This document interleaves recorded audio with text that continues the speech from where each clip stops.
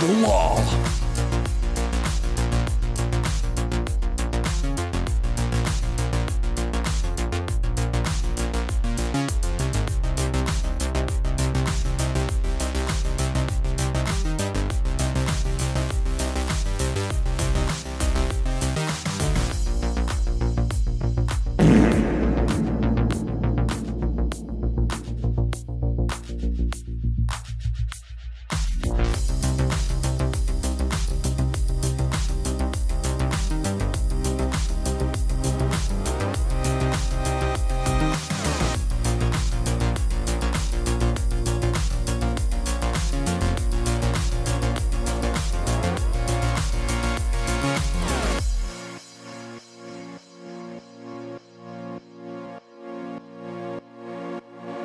I'm gay.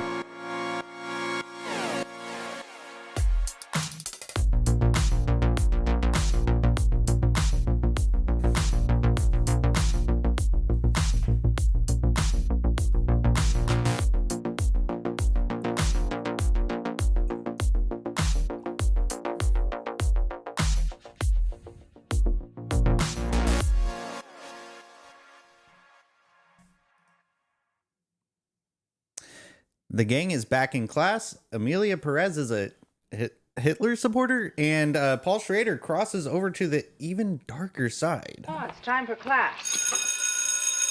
Class is in session! Roll call. Bueller. I'm gonna be late for class. Bueller. Am I hallucinating here? Just what in the hell do you think you're doing? I'm late for class. You are mine now. You belong to me. Did you study for the test? No more complaining. No more Mr. Kimblett to go to the bathroom. Nothing. There is no bathroom. Konnichiwa, classmates. Welcome to a middle class film class. I'm your host for today, Plaid Pants Tyler. And I'm Joseph. I'm just plain old Pete. We have a great show for you today. Welcome everyone on YouTube Live. Thank you very much for joining us, and otherwise, and of course, the OG audio only classmates in podcast land. Yes. Plaid Pants Tyler. You can make that your whole personality now. It's PPT. it's in pencil. PPT. PTP. It's in it's in pencil. There's a subreddit called "Look at My Fucking Red Pants." Is that right? Yeah, I think That's there's weird. a website for a while. It's like "Look at My Fucking Red Pants.substack.com" or something like that. Weird. That's Collection Red- of people wearing red pants. Yeah, I'm a huge fan of wearing like interestingly colored pants. I like these are some sort of like a burnt sienna or like a clay color or something like that. Oh, I have those kind of pants too. But I yeah. used to have a pair of red pants. I was like, look at my fucking redpants.com. That's all I need to know. I'm like, where's Waldo? Yeah. Well, it's been a couple of weeks since we've been in the studio. It's great to be back. Joseph and I were infirmed. You said we were back? Time I think I'm out. They pull me back in. He's back. He's back. No, not this again. I'm back. Yep. Yes. I'm back.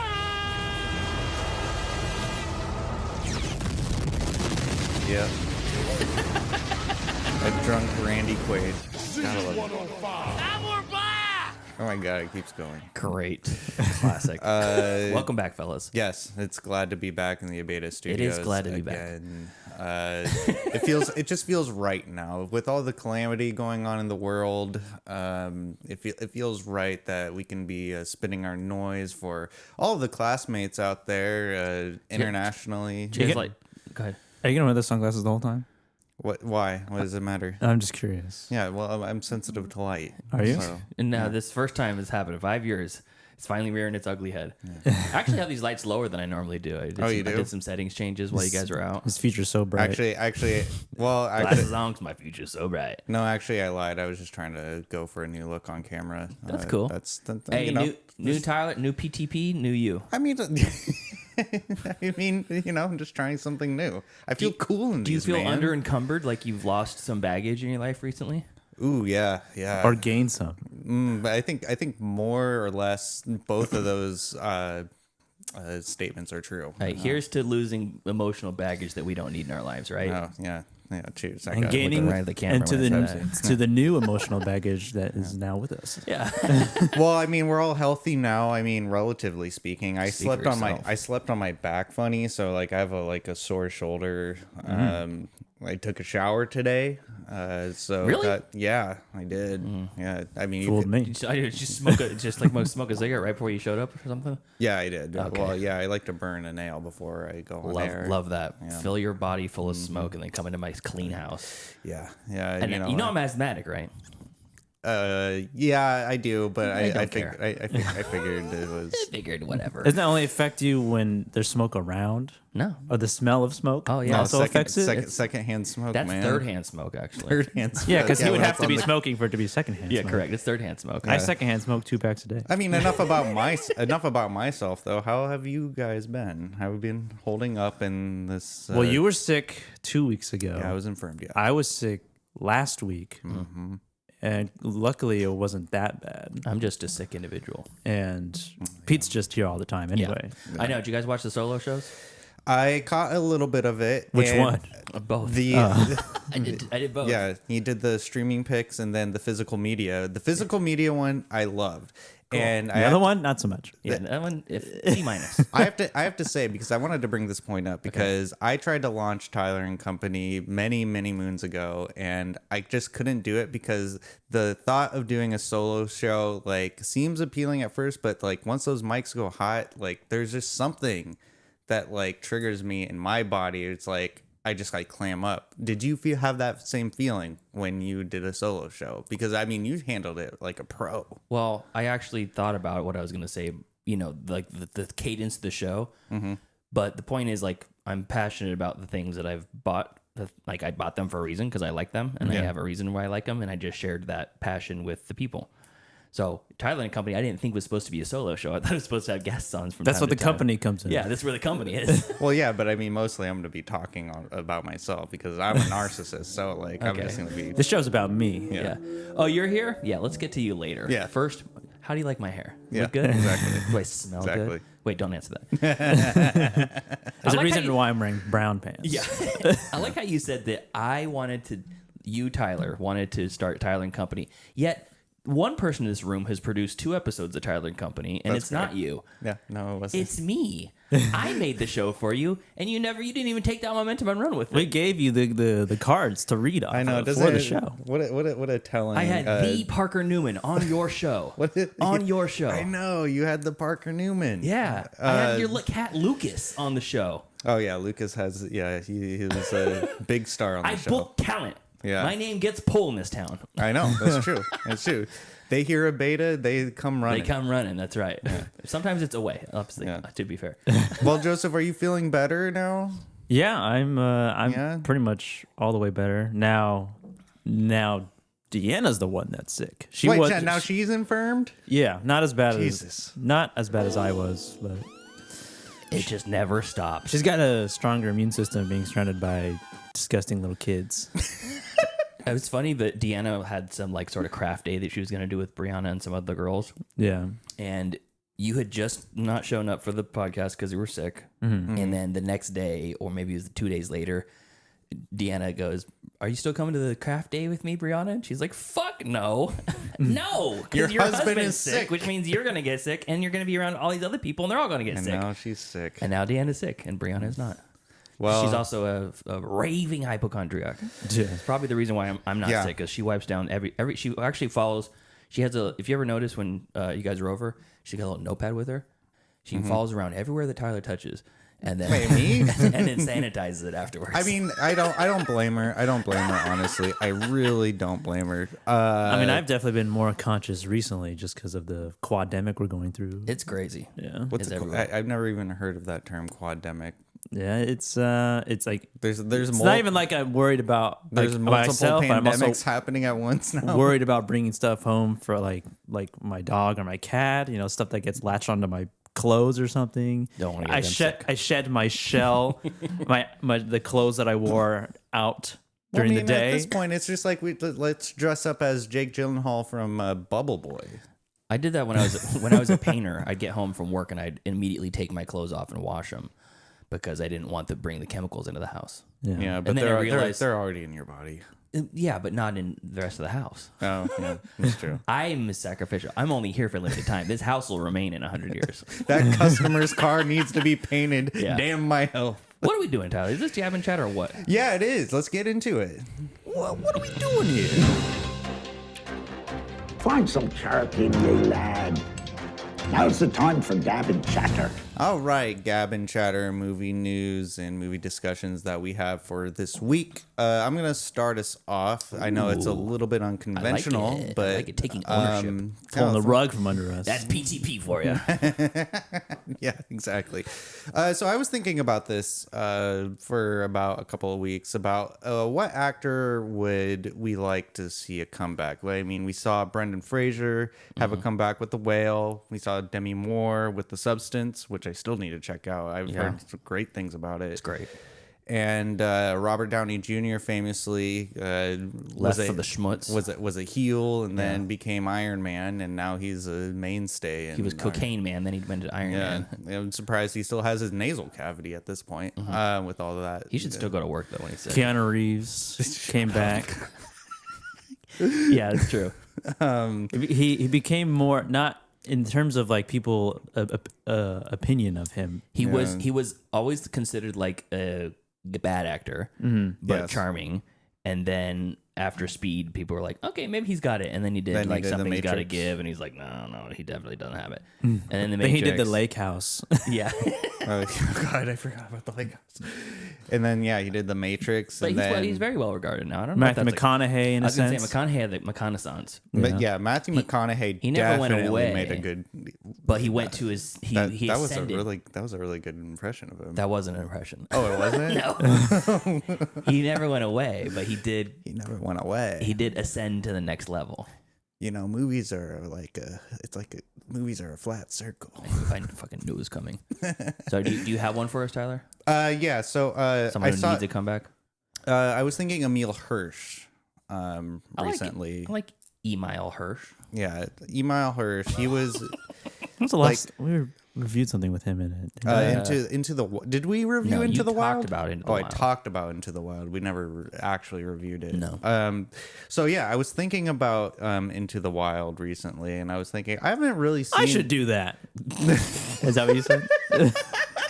I should do that. I'm Except a for the, child from an affluent family. I should go on the run, live in a bus in Alaska, and eat berries. except for the poison berries part. Let's not You know, do that part. well, yeah, you know, it's funny that you mentioned that because I actually did consider doing that exact same thing, and thankfully, I am too lazy and stubborn and I'm a creature of comfort at the end of the day. So I couldn't subject myself to the uncomfortableness of being out on the road. Freaks. He was in Freaks. Oh yeah, he was in Freaks. Yeah. Yeah. 7 years ago. But yeah, so I was thinking about Emil Hirsch recently, and I thought, man, he is a dynamite actor, and I would like to see him in a more mature role because he's older now. Like he's like what, in his like mid to late 40s? I'd have to imagine. He was born in '85, so he's 38. We're the same Yeah. age. All right. He's born like 3 months before me. Wow, he's the same age. Oh, Jesus Christ. All right. Well, Me and Emil on Against the World. He's been That's a good pick. That's a good pick. he's been in a lot of projects, mostly bad recently. but yeah, mostly bad, except for this one called Bow. Bo. Bow. Oh, Bow. Artist at War. Yeah, that's good. And he plays the titular Joseph Bow. was he of? Oh, Sean McNamara directed this. Oh, that's interesting. I never heard of this. Yeah, I I haven't haven't either. either. Sean McNamara also directed Reagan most recently. Reagan. Oh, the Dennis Quaid. yeah. Reagan. That's interesting. But yeah, like Emil Hirsch, and then I would have to say like the anti one that I have is Hayden Christensen, because there's been a lot of talk of people like saying that Hayden Christensen like deserves like a chance. He's a good actor. Granted, he was really good in the Obi-Wan series where he Okay. played Anakin and That's Darth Vader. That was kind of his comeback. Kind of, but like he But he didn't still- break. He didn't break out of the Star Wars. No, he was still in Star Wars. Yeah, so like I was thinking much akin to Brendan Fraser, if like he could have a role like that and then prove himself to gain my confidence in his ability to act, then Have you seen any of his stuff that's not Star Wars? How do you know he's not already a good actor and proven that? Well, I saw some clips of... No. Clips don't count. Have you seen the movies? Have you seen any of his movies? No. Then let's move on. All right. Joseph, do you have any actors that you would like to have a comeback? The actor who played Jar Jar Binks, I think deserves a second chance. You know what? That's not a bad idea. But let's workshop this. So like maybe like he does a movie about him reconciling his personal life of being the role of Jar Jar Binks. Like, what if he became like a maniac and he thought he was Jar Jar Binks in his personal life, and it ruins his family? Ahmed Best is the guy's name. Best. Ahmed Best. I mean, he got a lot of flack for playing that role. Yeah, because people didn't deservingly so. Well, I don't think he deserved the hate, the backlash for it. Just stop. Take off the sunglasses. Yeah. No. You're looking very Trumper right now. I am. Yeah, you're looking, well, maybe a little Unabomber. Who plays the host in Joe Dirt, the radio host? I don't remember. I mean, the one that he's telling the story to. He's like a comedian. Oh, Dennis Leary? No, not Dennis Leary. I think it is a Dennis. Ron White? I'll look it up right now. You're reminding me of him right now. Really? And I don't think Dennis Miller. Dennis Miller. I'm assuming. I'm gonna look it up real quick. Oh, he played the It is Dennis Miller, fireman. Yeah. For some reason, it's reminding me of that right now, mixed with Kid Rock. Kid Rock. You got Kid Rock vibes. He's also in Joe Dirt. Yeah. And he can't read. Well, I mean, He just showed up and they started rolling. Yeah. I found my hero. Whatever. yeah, that's exactly how I. I think Steven Seagal Fuck yeah. deserves a comeback. Steven Seagal, Chevy Chase. Fuck no. I think Chevy Chase deserves. that guy. I think he's a decent human. Really? Wow. Now you're talking like Tyler. Well, yeah, no. I think there's nothing. I don't think he's controversial at all. Yeah. Neither is Steven Seagal whatsoever. And he's good at martial arts too. I think he should. Have you seen that video of him taking down those? Yeah, he took them. He took them all down. Took them all Effortless. down. He took- Effortless. Yeah. Well, he barely lifted a finger. Yeah. They did all. Barely an inconvenience. Yeah. I he mean- was like defying gravity. But Yeah. again, there's also a movie to be made about that as well. Someone playing Steven Seagal in a movie about his life. Yeah, and Will how he Sasso. He kind of went. That's a good one. Will Sasso does owe Steven Seagal. Yeah, he does a great Steven Seagal. He kind of went the opposite Nicolas Cage route. Like he was in a lot of movies, but in an even worse way. Yeah. Like it's like they were both paralleling like careers, but Nicolas Cage went to Into a the greater- positive yeah. outcome, and then Steven Seagal went to the alt right. Yeah. Weird. Yeah. Well, because Putin supporting bastard. Yeah, it was weird. But I mean, Nicolas Cage is self-aware enough to know, like, yeah, he's doing like some Wild projects, wild stuff, making wild choices. So but he's self-aware, but Steven Seagal believes in his bullshit. He believes he took down those people in that competition in Russia. Like He believes that he was not just a believes it. cook. Yeah. In Under Siege. Yeah. He believes that he was from Louisiana also. Yeah. It's insanity. It's insanity. And he's like a sheriff, or he was a sheriff. Yeah, or he something. was a sheriff, like for what was it, ANC? Yeah, something like that. I can't think of any genuine I got one. actors. Aaron Eckhart. He's good. Yeah, I think he's good in almost anything except for the core. Actually, he was good in the core. Yeah, he just doesn't have good projects except for The Dark Knight. Except in the core. Yeah, and the core. Wasn't he in Burn After Reading too? No, I don't think so. I don't No, remember him in that. I think I'm thinking of Brad Pitt because they have like the same sort of hairstyle. Okay. Kind of. I don't think those two people have ever been compared to each other. Huh. You kind Well, it of was the Aaron first- Eckhart or Chris Christopherson, about the same person basically. Chris Christopherson. Yeah, rip. Yeah. I think Charlie Chaplin. I think he deserves to come back. He's still with Did us. you mention on the show that Chris Christopherson is grandfather of Hana? Yeah. He's so the Hana, our friend Hana, that's writing, producing, directing, and starring in Mother Wound, the short film we worked on together. Yeah. She's Chris Christopherson's granddaughter. Oh, nepotism at its I finest. know. Yeah, damn it. she's rolling in it. Self-funded movie nepotism. Yeah, when I learned that was wild. I know, it's super weird. I was like starstruck, like by proxy. I was like, your dad was Whistler. Or your grandfather was Whistler. Yeah. Whistler. I got one. And it was in A Star Is Born. What? Wow. Rick Moranis. Oh yeah. Moranis. He took a physical. He decided to leave Hollywood to focus on his family. Yeah, And he got because- sucker punched in New York City. Yeah, well, his wife. Yeah, that was a tragedy on was. of its own, and then also his Tyler, wife where were is you in the that day? ground. Where were you? Where were you that day? That fateful day. 9/11. 9/11. I think so. I would like to see Rick Moranis. He's just a figure that I love in general, like Yeah. personality wise, and all his roles. And also Alison Lohman, who left.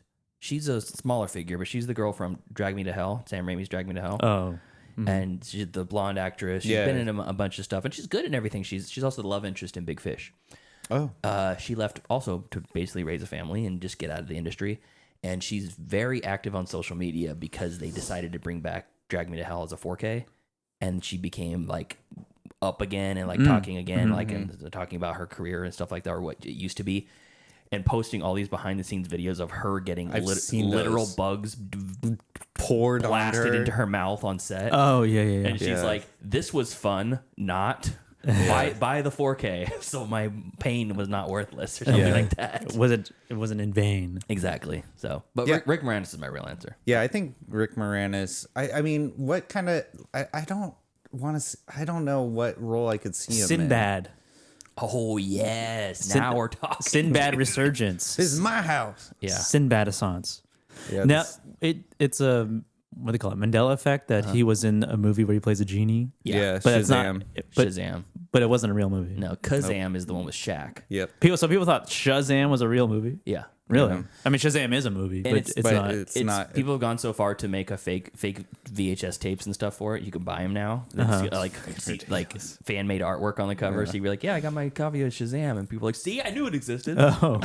It's Why did society think that was a thing? because of Sinbad. racism. Racism. Racism. You know, Tall maybe. black man, make funny joke, is a genie. Is Sinbad tall? Yeah. Is he? He's big. He's a big boy. Really? He's not Shaq tall, but he's tall. Sinbad height. He's 6'4". Yeah. He's a big Yeah, fella. Yeah, he's a. And Shaq is 7'4", I think. Yeah. 7'2", I think. Shaq height. I'm gonna guess 7'2". That's my guess. 7'1". Ooh, Oh, that's close. Okay. But yeah, anyways, Rick Moranis is my pick. All right. Yeah. Good discussion. Could see it. Shaq. There you go. Come back to acting, please. We're all waiting. Yeah. Oh yeah, we definitely. Kazam 2. Yeah, that's right. Dude, hell yeah. Joseph, do you have any news stories or discussions you have for us and the classmates this week? Yes. So this happened a couple weeks ago, January, like end of January. January 6th, national holiday. Yeah. What'd you guys do that day? To Celebrating. celebrate. Yeah. Celebrating. My eyes were glued to the television screen. So Paul Schrader is a director. He's a filmmaker. Great segue. January 6th, Paul Schrader. He was probably there. He some- probably was there. Some overlap. Maybe. He's Yeah. insane. He's an insane man. He's kind of an interesting Yeah. person. I can't get a read on him. He's like the evil David Lynch. Yeah. His mind works in ways that I can never comprehend. He's like if David Lynch is chaotic good, he's chaotic evil. hey, Bruce is in the chat. And we've reviewed a couple of his movies, First Reformed and The Card Counter. Yeah. Right. Yeah. Yeah. Yep. And he's got a unique flavor of movie for sure. Man in a room, writing notes. Writing notes, Yeah. manifestos. Genre. Yeah. But it's funny because like in both of those, like their ultimate goal, I guess, is like altruistic. It's like Yeah, it's in like, a sense. it's yeah. environmentalist in First Reformed, and the other Yeah. one's about like anti-corruption, anti-torture, Guantanamo Bay is bad, that sort Yeah. of thing. Yeah. It's weird. But he doesn't come off as believing in He those doesn't.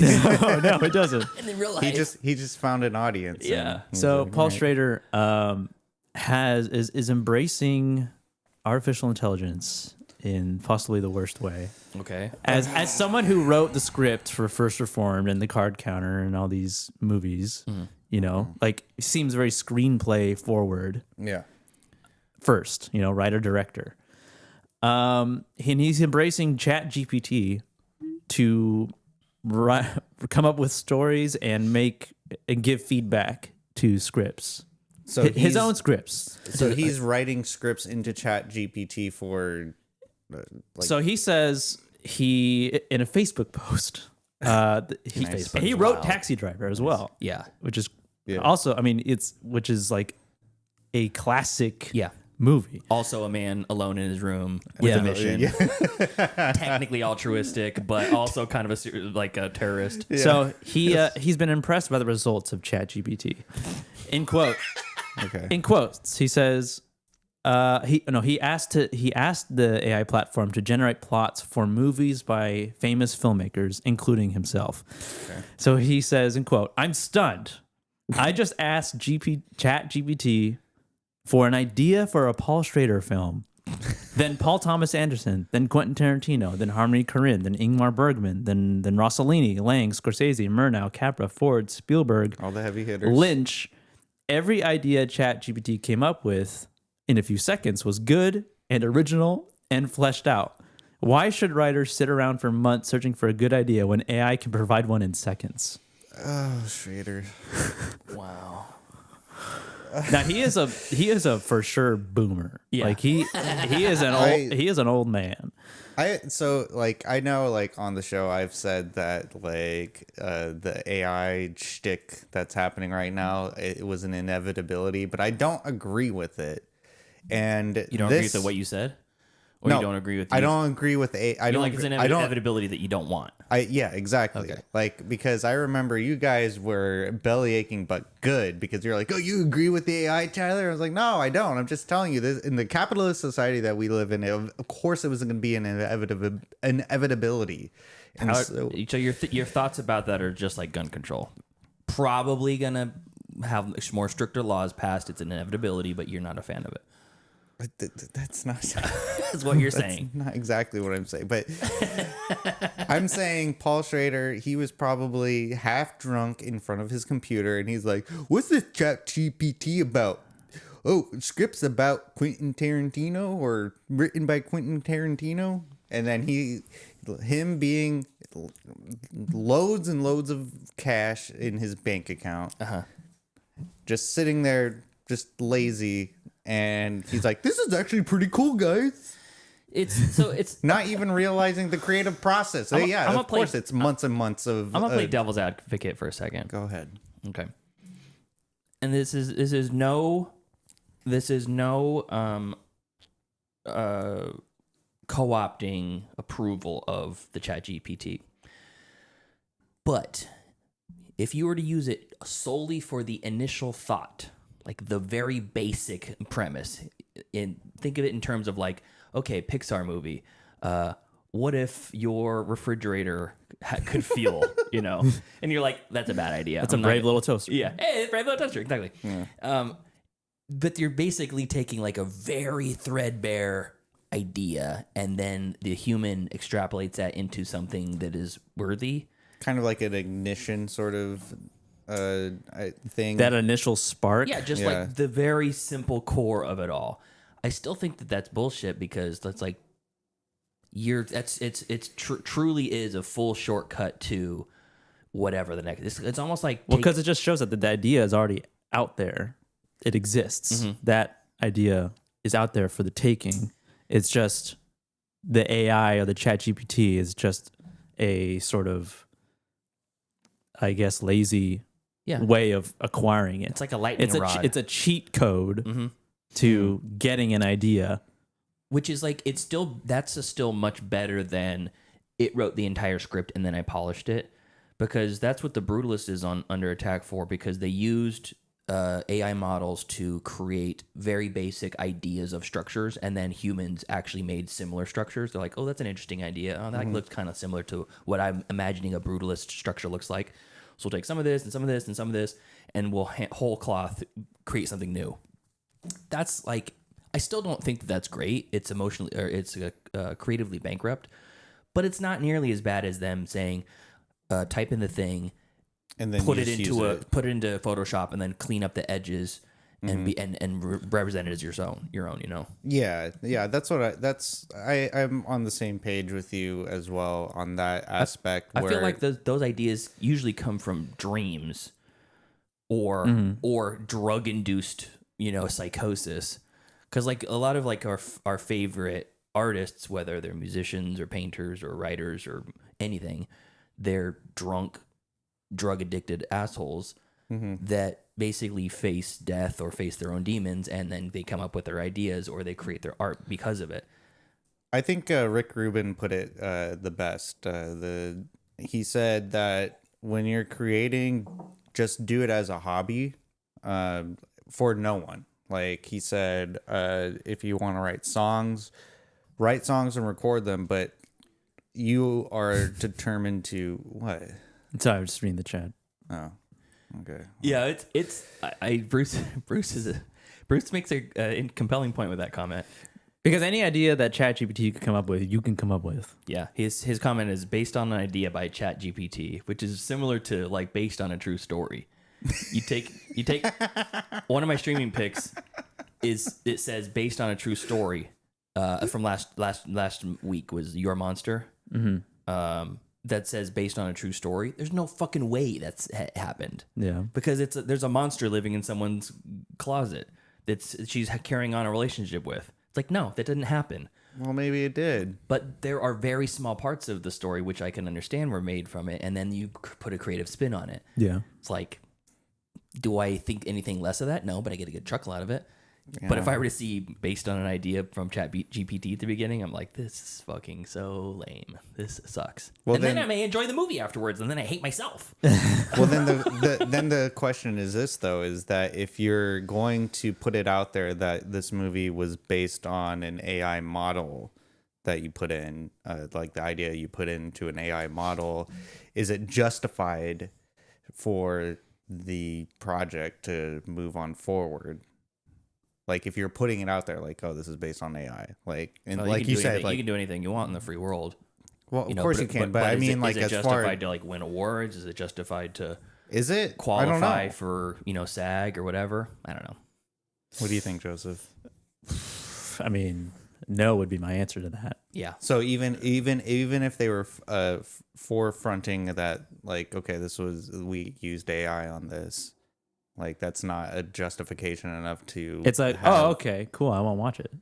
Yeah. I ultimately, I think that's where I come down on it, is like, do whatever you want with it, but just be open about what you're doing. Yeah. Because nothing's more disappointing than watching a movie that you fucking love, and then at the end you go, oh, this part and this part and this part were all done by AI. You're like, I came out of The Brutalist high on that movie. And then after all the stain, I'm like, fuck. God damn it! But I'm glad I watched the movie, and even if I knew about the AI usage, I probably wouldn't have watched it. I already framed the poster and everything. I know. All right. It's unfortunate. And fucking Paul Schrader. So AI has been a frequent subject on his Facebook. Apparently, he's 78 years old. I guess. What does his age have to do with anything? Because he's a boomer. He's a big boomer. Prime boomer. So he said he sent ChatGPT a script that he wrote some years ago and asked for improvements. And he said that in 5 seconds, it responded with notes as good or better than I've ever received from a film executive. In a previous post, he also remarked that he's come to realize that AI is smarter than I am. Has better ideas, has more efficient ways to execute them. This is an existential moment, akin to what Kasparov felt in 1997 when he realized Deep Blue was going to beat him at chess. Interesting. And he's got a new movie coming out, or I believe coming out, called Oh Canada, with Richard Gere and Jacob Elordi. It follows a dying filmmaker as he sits for a final interview and reflects on his life and career. Interesting. Yeah, and it has premiered at Cannes already. And his next film will be a noir about sexual obsession called Non Compos Mentis. It's about the stupid things that men do for love. I love it. It's very relevant to my life. Very relevant. So yeah, Paul Schrader's next movie generated by a cloud learning model. Oh my god. Next, he'll learn that you can make the movie using entirely AI. Yeah. And it's just Paul Schrader Just like that's the only credit. Just Paul Schrader. Paul Schrader and ChatGPT. Yeah. I love Paul Schrader. Cool. Yeah, but Not really, but I like the card counter. But yeah, I mean, it is lazy stuff. I guess. Creatively, it's very lazy. Yeah, it's lazy. It's Yeah. lazy. I mean, he's not living off 2 candy bars like Charles Bukowski was, working at the post office making. It's not a competition, Tyler. Anyways. But yeah, All right. Pete, what do you have for us today?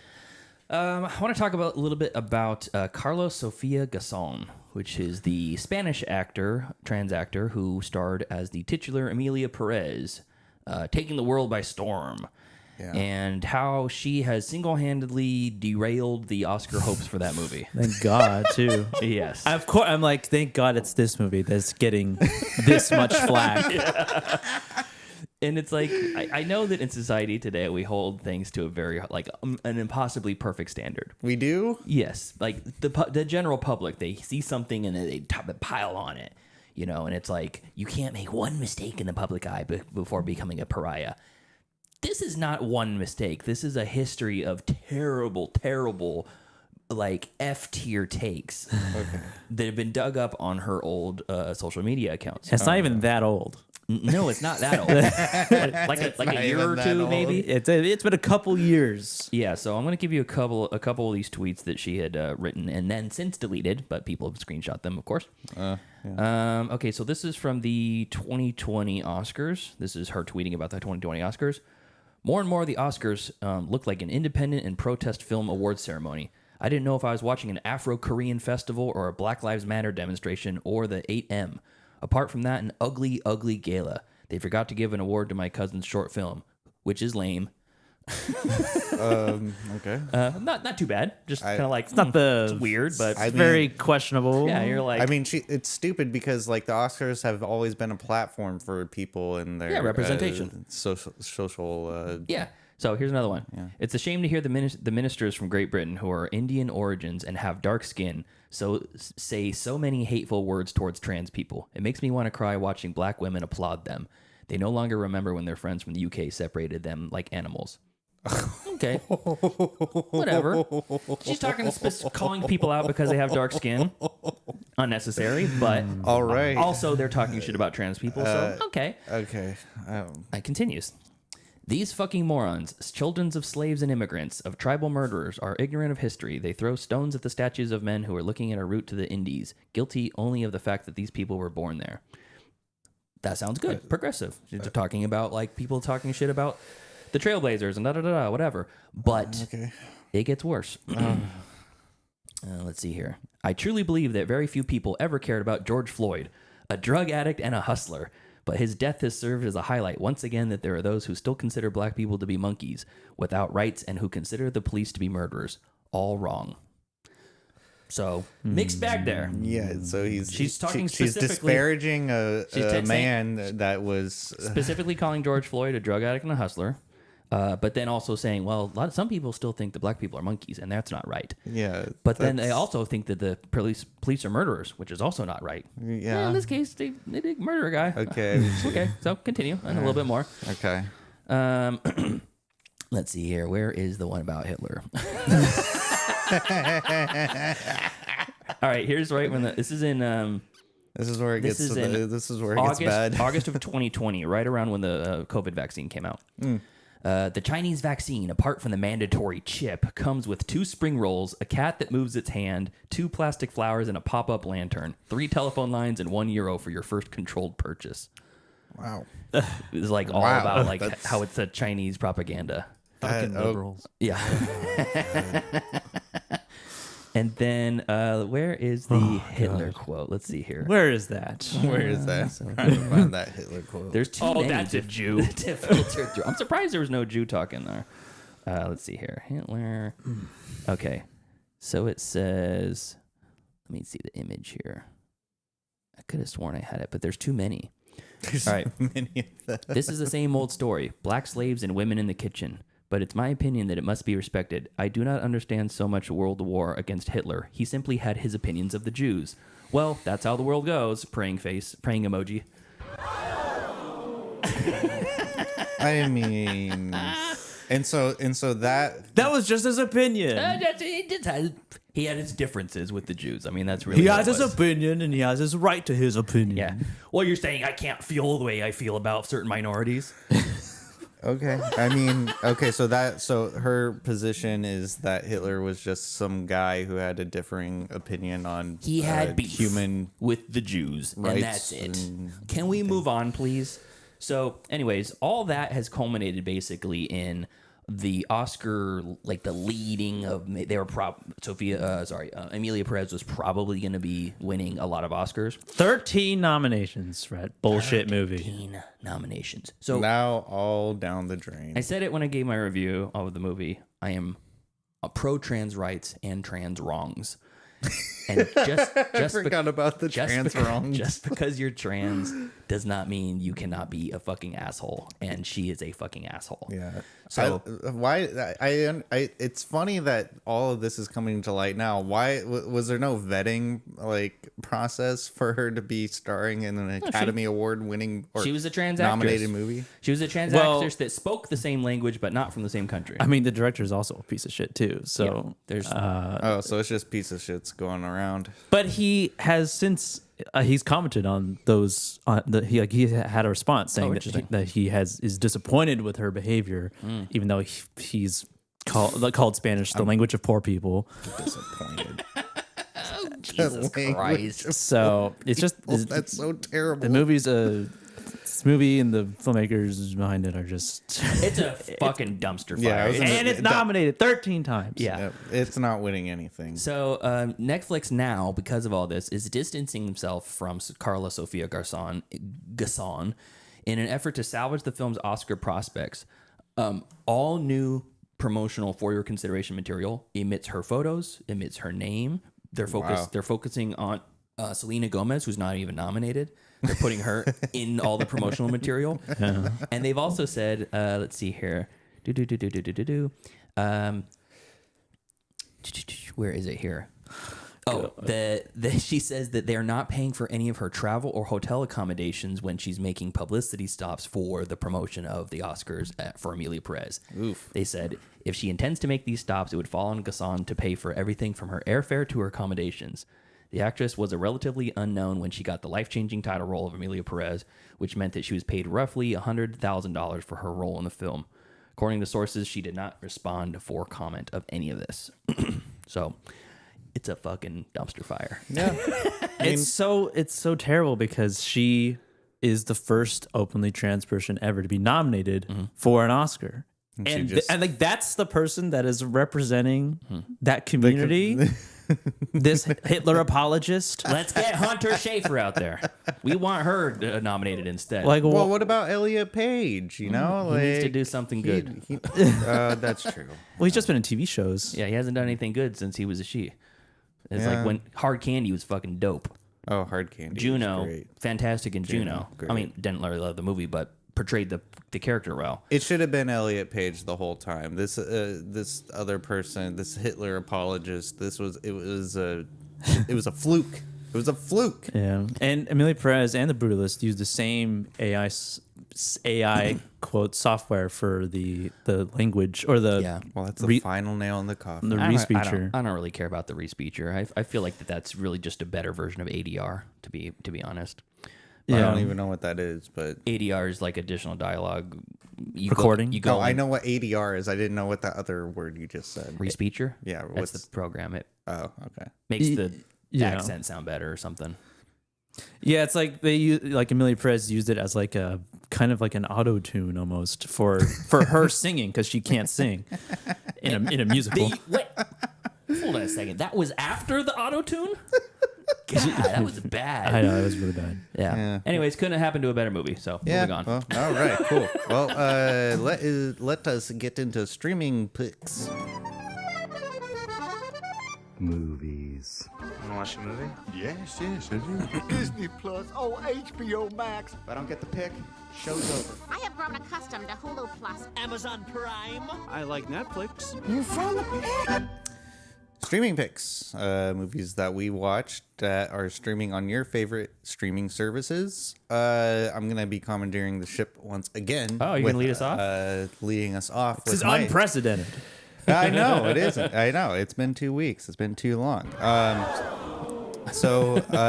plus, I only have one streaming pick, and I'm sure you guys have multiple streaming picks. So We're gonna limit it because we're trying to get the show under an hour, and we're already at an hour. It's gonna be we hard. are really 50 minutes. 2 weeks of cool. I'll Yeah. make this quick then. I'm just saying I'm not doing 7 movies. That's all I'm saying. So my streaming pick for this episode is 2020's Voices in the Wind. This is Where'd you hear about this movie? Huh? on the internet. Okay. Yeah, that's no jive. I heard it on the internet. It wasn't from a fan of the show. All right. Voices in the Wind. It's a Japanese tragedy porn of a movie. The movie is about. I'm just gonna read the overview that I have right here in front of me. In her search for answers, 17-year-old Haru sets out on a long journey across the country to the town where in 2011 the devastating tsunami swept away her brother and parents. This road trip takes the young woman who is still haunted by her loss from Hiroshima to Tokyo and Fukushima and all the way to Atushi, where her family home once stood. On the way, she encounters other people, other stories, other lives, other losses. Pretty much, I wouldn't say a coming-of-age story, but it's more of a tale of grief and the processing it. Yeah, this movie, you guys would love it. It is. Really? It is pornographic in cinematography terms. Really? It's like dripping with style Like- or whatever. What did you say it was called? Voices in the Wind. Okay.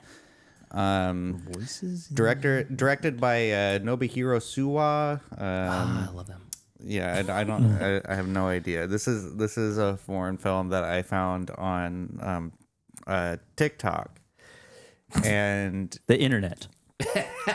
well, it is technically the internet, right? Yeah. And I thought to myself, okay, well, Oh, dear leader, we want to use your glorious platform to find all of our movies from here on out. yeah, That guy's got soul, man. Yeah. I don't know who that is. but yeah, Voices in the Wind. It is such a beautiful movie, and if you want to cry, this is the movie that you're like, if I need a good cry, put this movie on. Streaming on YouTube for free. Oh, okay. So it's very accessible to everyone. Got and I think what I really liked about this movie was that it was like poetic with its shots. It's almost like there's barely any dialogue in it. That's cool. And the dialogue within the movie isn't really pertinent to like the plot. It's just more so about. I thought it was interesting because I never really like watched a movie like this where a young person being affected by like a natural disaster and then them dealing with normal, because life goes on after like bad shit happens. Mm-hmm. And so you're seeing her, and it's not even a journey. It's just like a period in her life. And it's not even like over years. It's like, I think it's like probably like over 6 months maybe, where she deals with this like trauma, like this horrible trauma. Like her family is just swept away by a tsunami. And there's a really great scene where she goes back to like her old home and like just like collapses on the ground. And it's just like saying like, why is this happening? And but it's not done like over dramatically. It feels really natural, and I think the reason why it feels very natural is because of how it's shot. It's hard to explain, but really it's like you're kind of like watching it like from like a perspective of like if you were a person like that was like standing like maybe like the distance I'm standing away from you, Pete, or sitting from you, Pete, like it's like you're just watching this person like break down. Okay. And you're just like a creep just like watching them. It's like, See, when you watch this movie, you feel like a You feel creep. like a creep. yeah, kind of like it's It's like voyeuristic. And It's I a like very that. yeah. I was gonna say it's a very voyeuristic sort of film, but like the shots are so great. Like I'm about the to have the angles. hardest boner right now. I was crying and I had a boner. That's going on the board. But Well, I'll put the link in the show notes so people can. but yeah, you can definitely. It's 2 hour and 20 minutes, so it's a little bit of a long watch, and you don't. Again, like the whole plot of the movie isn't really important. Like I think it's more of the visual aspect of the movie that's more. It's just important. a vibe. It is.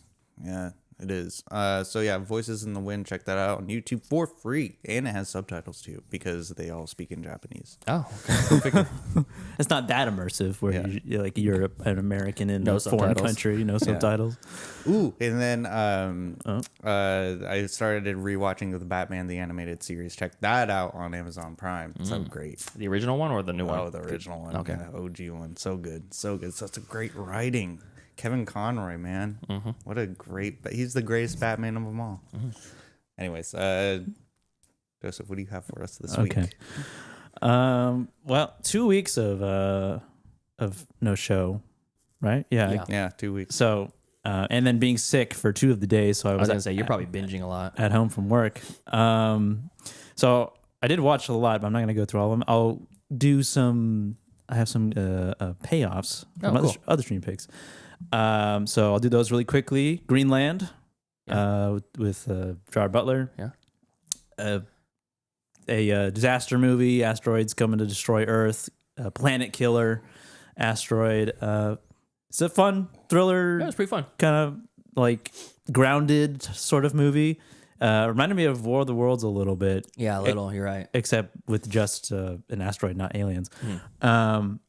And because there's one scene where they're all trying to get on the planes, and there's a big crowd of people, military stopping them, and they're just like it's just barricade. Yeah. And then there's like something's happening. It's like World War Z, that part. And then there's like a mystery part of it too. In the beginning, it's like, why was he selected? Why are these people selected and not these people? Yeah. You know. And then as the story unravels, you learn why.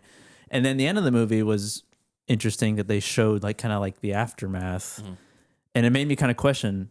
And I asked Deanna, I was like, and I'll ask you guys too, if something like that was happening, like planet killers, asteroids coming in 24 hours, and there are places you can go to survive. Yeah. Would you rather survive in a wasteland or die with the asteroid? Wasteland. I obviously I would probably just not do anything and just just whatever happened. Because there's some happened, people smoke a in the movie cigarette, that yeah. are like having a party on a roof, Yeah. you know, embracing the end of life. I mean, I wouldn't go that far. Like I would just be. I would just continue with my job. I would literally be doing the. I'd still be delivering packages. Well, I see what you're saying. I see what you're saying. You're like, do you want to even continue living with the entire society collapsed and Earth resetting itself and being basically having to live off the land? Yeah, everything is destroyed. And I mean, I don't know. Like I don't give a shit. Whatever happens. I'm like, would I want to happens. live underground, like Fallout style? Fuck no.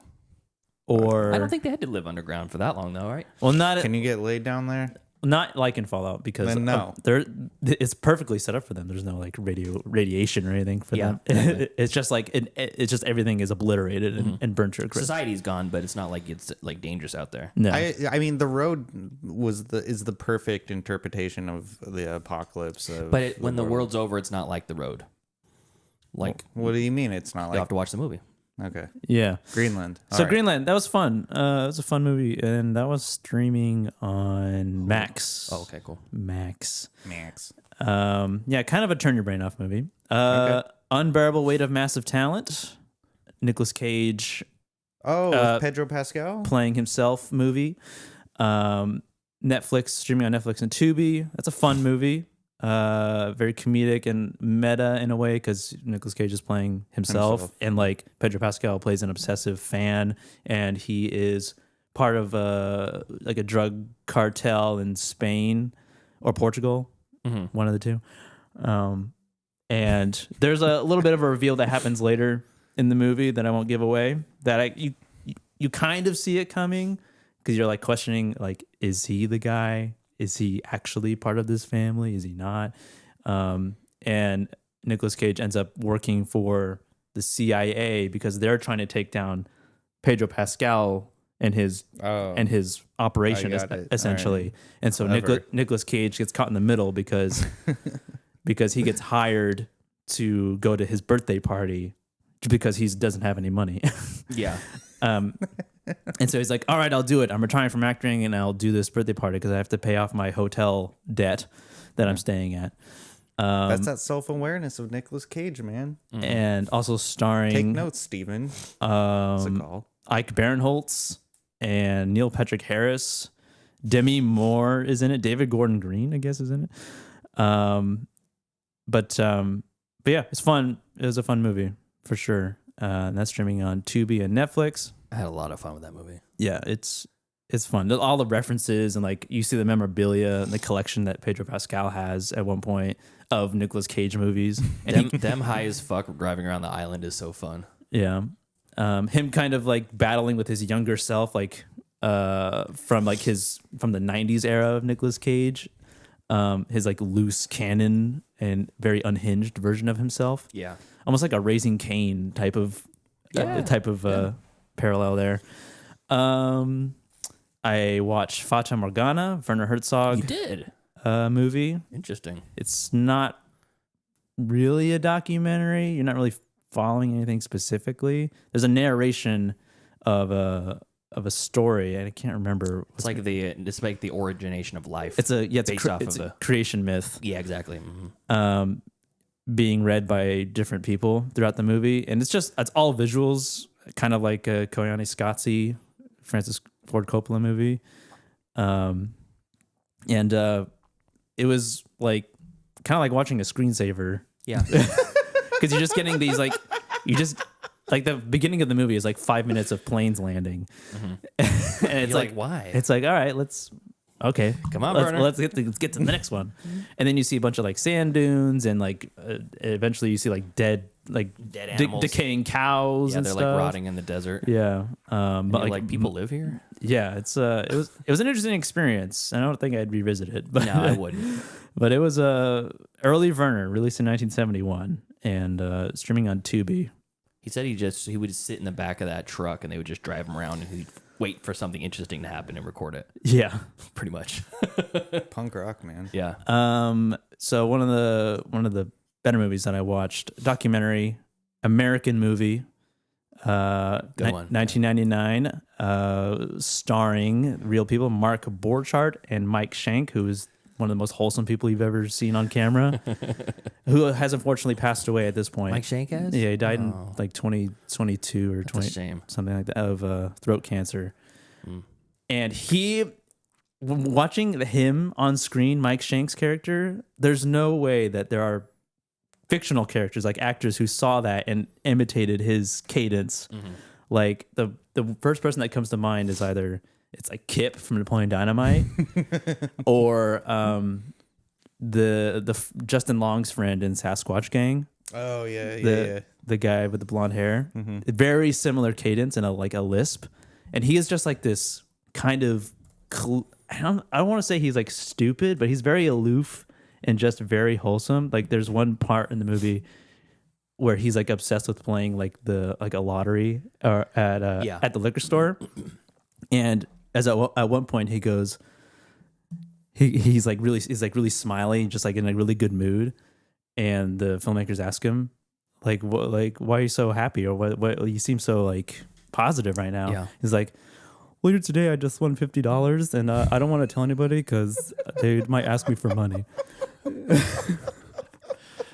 He's such a goofball, that guy. Yeah, and the premise of the documentary is Mark Borchardt is like he wants to be a filmmaker really, really bad, and he's really trying to do that. And he's part of the movie. He's finishing up a short film that he started like 2 years ago called Coven. Coven. And then he wants to make. He says Coven, but it's spelled Coven. Yeah, I know. It's not Coven. It's Coven. It's spelled Coven. Yeah, love Coven. I love And they're from like Minnesota. I think it's Wisconsin. Minnesota. I think it's Wisconsin. Wisconsin, yeah. Yeah, Milwaukee. And it's a really good documentary. It's really entertaining for sure because this guy, the main character, the main guy, Mark, he's like kind of a dick, Delusional. but he's very passionate. Bad dad. He's very passionate about like making movies, but he just doesn't. God damn it! I think I've watched this have the movie like the before. gumption or the motivation to like do it right away. No. He really takes his time. And then you see his uncle, I believe, who is just Oh yeah. he's literally dying on camera. Every time you see him, he just is like worse and worse and worse. He's his backer. Yeah, yeah. When am I gonna see this movie? All this money I've been giving you. I know. And he's just this old dude. He's like he starts old and he ends just like he's like a skeleton Just by decrepit. by the end of the movie. That's streaming on Amazon Prime That's a great one. and yeah. Pluto. That's really solid. New from last year, Kneecap streaming on Netflix. Nice. I saw it dropped on Netflix. I was like, oh, I didn't realize that it was Ooh, here. Cool. Bruce is gonna be happy you watched that one. Yeah, Kneecap was dope. Really, really fun movie. Bruce says American Movie 2 is just following Tyler around as he tries to eventually watch a movie recommended by one of us. Talking about his debt, smoking the whole time. Yeah, it would be good if I was a little bit more charismatic. But No, that's the point. oh yeah, It's it like would you're a just- mix of Mike Shank and Mark. really, Really? Yeah. maybe. So Kneecap streaming on Netflix is about a real life rap group starring the real life rap group called Kneecap, and they are very like they're very pro Ireland, anti IRA, I believe that's what it is. Oh, okay. I think they're pro, And they're- they're anti-England. Yeah, and they want to preserve the Irish language. They Yeah. really want to keep that, so they rap in that language. Wait, And- I didn't know Ireland. I thought they spoke in English. They don't. Gaelic. I mean, Gaelic. the Gaelic is their language. It was Never- outlawed never. by the government because they wanted to like uniform, like put English into their territory of Ireland. So is that why they have like the accent to their language? What, Because- Irish? Yeah. Well, yeah. I mean, it's a Because whole part of. It was a language first, and then Yeah. England came in. And they changed. They basically made it illegal to teach like Gaelic in school, and they teach English in school, and like trying to erase part of that culture. And these guys are pushing back against it. Yeah, and so they rap in that language. Interesting. And the story starts with Michael Fassbender plays the father of one of them, and he's like an Irish what do you call it? A rebel essentially, and he like raises his kids or his kid to speak that language. He's in the IRA. No, I don't think so. Like he's not a government official or anything. I think IRA is the rebel force. Oh, yeah. is it? Okay. Yeah, the Yeah. ones that do the bombings. Ah, I Yeah. see. And then at one point, he just kind of vanishes from the family, and he fakes his death. Oh, okay. So that the police or the law doesn't like look for him, and but his kid and his mom know that he's still alive, but he just isn't with them. Got it. And so it shows like these Patriot. these three people coming together, these three kids, and one of them is actually a teacher.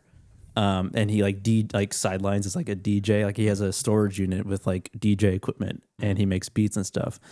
And they end up together because one of them gets in trouble, is being interrogated by the police, and this teacher who speaks and teaches that language in his class gets hired to be a translator because the kid refuses to speak English to the police officer. Oh, interesting. And so they end up linking up afterwards, and then they go on this whole like Let's start a rap group. essentially, and it's really entertaining. It's a really well crafted movie. It's kind of like an Edgar Wright-ish style, but not as like clean cut, I guess, as an Edgar Wright style. Yeah. but it's really well made and it's really entertaining and pretty funny. It's been on my watch list since they covered it on Cinematics, and I'm glad it's on Netflix now. I just bumped it to the top. Yeah, and again, it's the actual guys from the rap group itself, and then at the end of the movie, they show like some actual like BTS of them on tour and stuff. So yeah, that's streaming on Netflix. I recommend for sure. I watched Blink twice, streaming on Amazon Prime. I knew zero about this movie going into it, and it was entertaining for sure. Mm-hmm. It was kind of a wild movie, directed by Zoe Kravitz, which was also kind of crazy. But I guess I'm glad that she directed this and not a man. Yeah, because I did not know where it was going at all. Channing Tatum plays like a billionaire who says something problematic before the movie, like does some like, I don't know, questionable behavior. He gets sort of outcasted. He makes an apology, and then he buys an island, and they go there to. That's where he lives now, and he just lives off the island. I was also not expecting the cast in this movie. Simon Rex, Christian Slater, Gina Davis. I forgot Simon Rex is in this. Gina Davis. Gina Davis is in this. Kyle MacLachlan. Kyle MacLachlan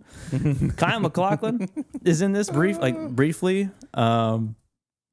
Yeah, this was entertaining, and the twists and reveals that I won't mention because I had no idea, and I was pleasantly surprised. And was it like a thriller or something? Yes, okay. It ends up being a thriller, and it will remind you of other movies, kind of like The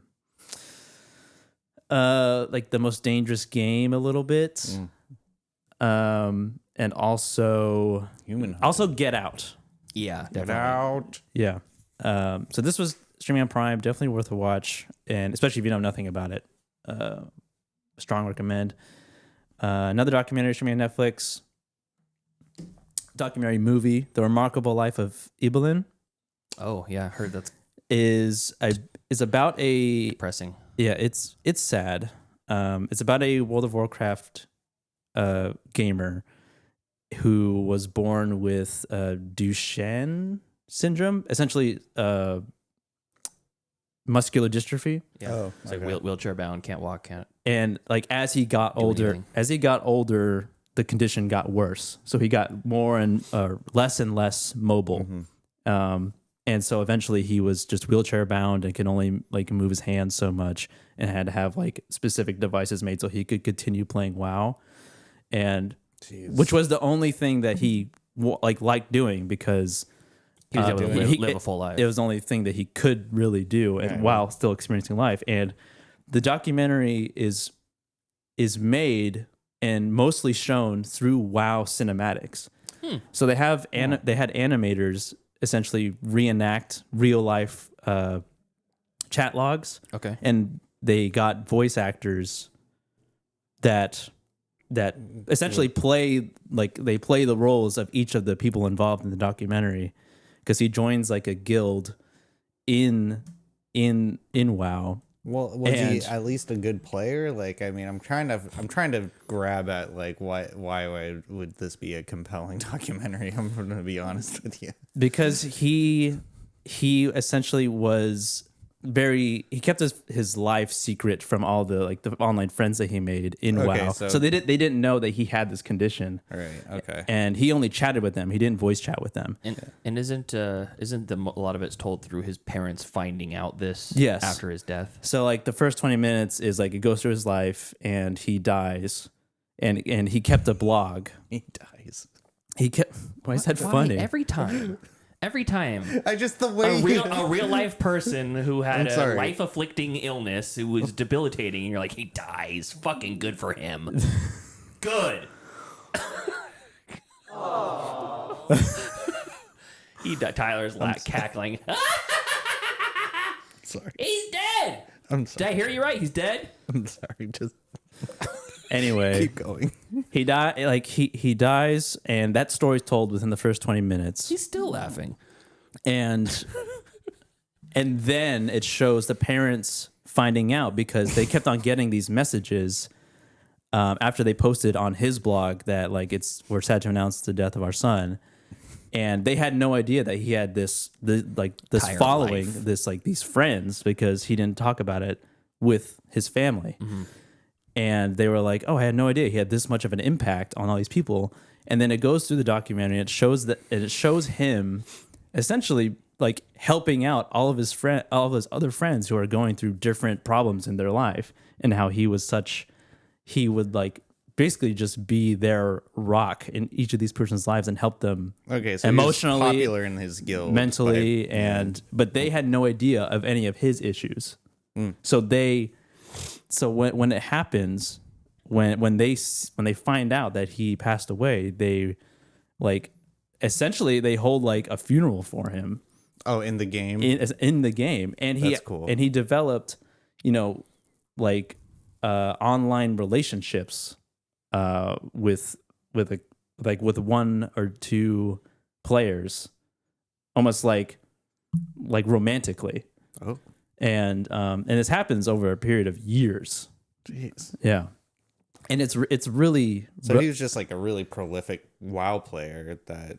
I mean, he was just he played WoW, and he was with people who really like got into like the role play aspect of the RPG game. And like his job in WoW was that he was like a detective. Nice. In WoW. That's awesome. And badass. But then like the relationships blossomed into like, learning about each other's actual lives. Yeah. Except that he just didn't tell them about his own. And so they didn't know that he was like suffering from this condition. And it's a really like a bummer documentary.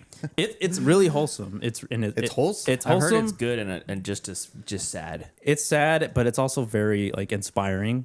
That's cool. And strong recommend. Really strong. Life of Ibelin, Secret Life of Ibelin. Ibelin, yeah. The Remarkable Life of Ibelin. Remarkable Life, got it. Yeah. There's another one I heard from Cinematics. And then my last one, not a movie, streaming on Netflix. Finally watched Midnight Mass. Ooh, the whole series? Yeah. Nice. Yeah, me and Deanna. That's your first run? Wow. Yeah.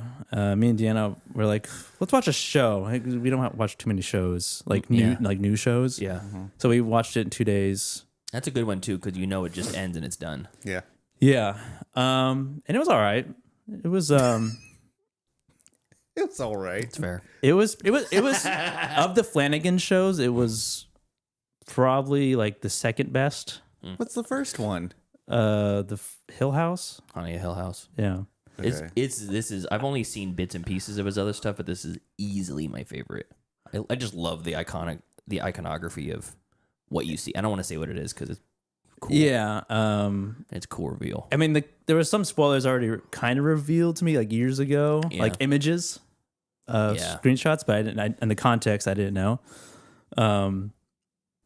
I didn't like the writing of it. There were so many monologues. Like the dialogue? Yeah. There was like way too many monologues, and it's just like it's two people and just one person is just talking, and like trauma dumping on the other one. And it's like no one talks like this. Yeah. That's the unfortunate reality of like limited series is you get a lot of that shit. Yeah. And then I feel like I lost a little bit of steam once the reveal happens. But like when it was good, it was really good, and I like the main character, and then something happens to him. I would have liked it even more. I loved it, but I feel and I understand what you're saying, and I feel like it would have been a great 2.5 hour movie. Yes. Be done. Yes. Yeah. I never Give really it thought the about Dr. that. Sleep treatment. I never thought about that, but I completely agree with you. There was a lot of bits of it where it kind of dragged. Yeah. Like I was like, all right, let's get to the fucking. Let's get to the next thing, you know? But overall, it was pretty good. And I mean, that's kind of how I feel about most Mike Flanagan stuff. It's pretty good. Mm-hmm. There was like some things I was like, oh, okay, yeah, I kind of saw that coming. Mm-hmm. Yeah. You know, you kind of get a little hint. So yeah, that's streaming on Netflix. It came out in 2021, which is crazy. I thought it came out in like 2023. Yeah. So yeah, that's all I have. That's it. That's it. I could keep going. 7 things. I could keep going. Pete, what do you got for us this week? All right, I'm going to go worst to first, and 2 of them are ones that I don't really recommend renting Renting. Yeah, first one is on Stars. We don't have Stars. We ended up renting it. But I wanted to see what the hype was about, or the anti-hype. And this is Borderlands, one of the most derided movies of last year. movie? Yeah, the movie, starring Kate Blanchett. Kate Blanchett. And Kevin Hart. Kate Blanchett, Kevin Hart, Edgar Ramirez, Jamie Lee Curtis, Ariana Greenblatt, who's the girl who plays Wolverine's daughter. Yeah. Also the Barbie main character's daughter. Florian Montreux, Janine Kravenkar, Jack Black, Gina Gershon, Bobby Lee, Haley Bennett. Very star-studded cast. Also a great soundtrack full of great songs that do not deserve to be in this movie.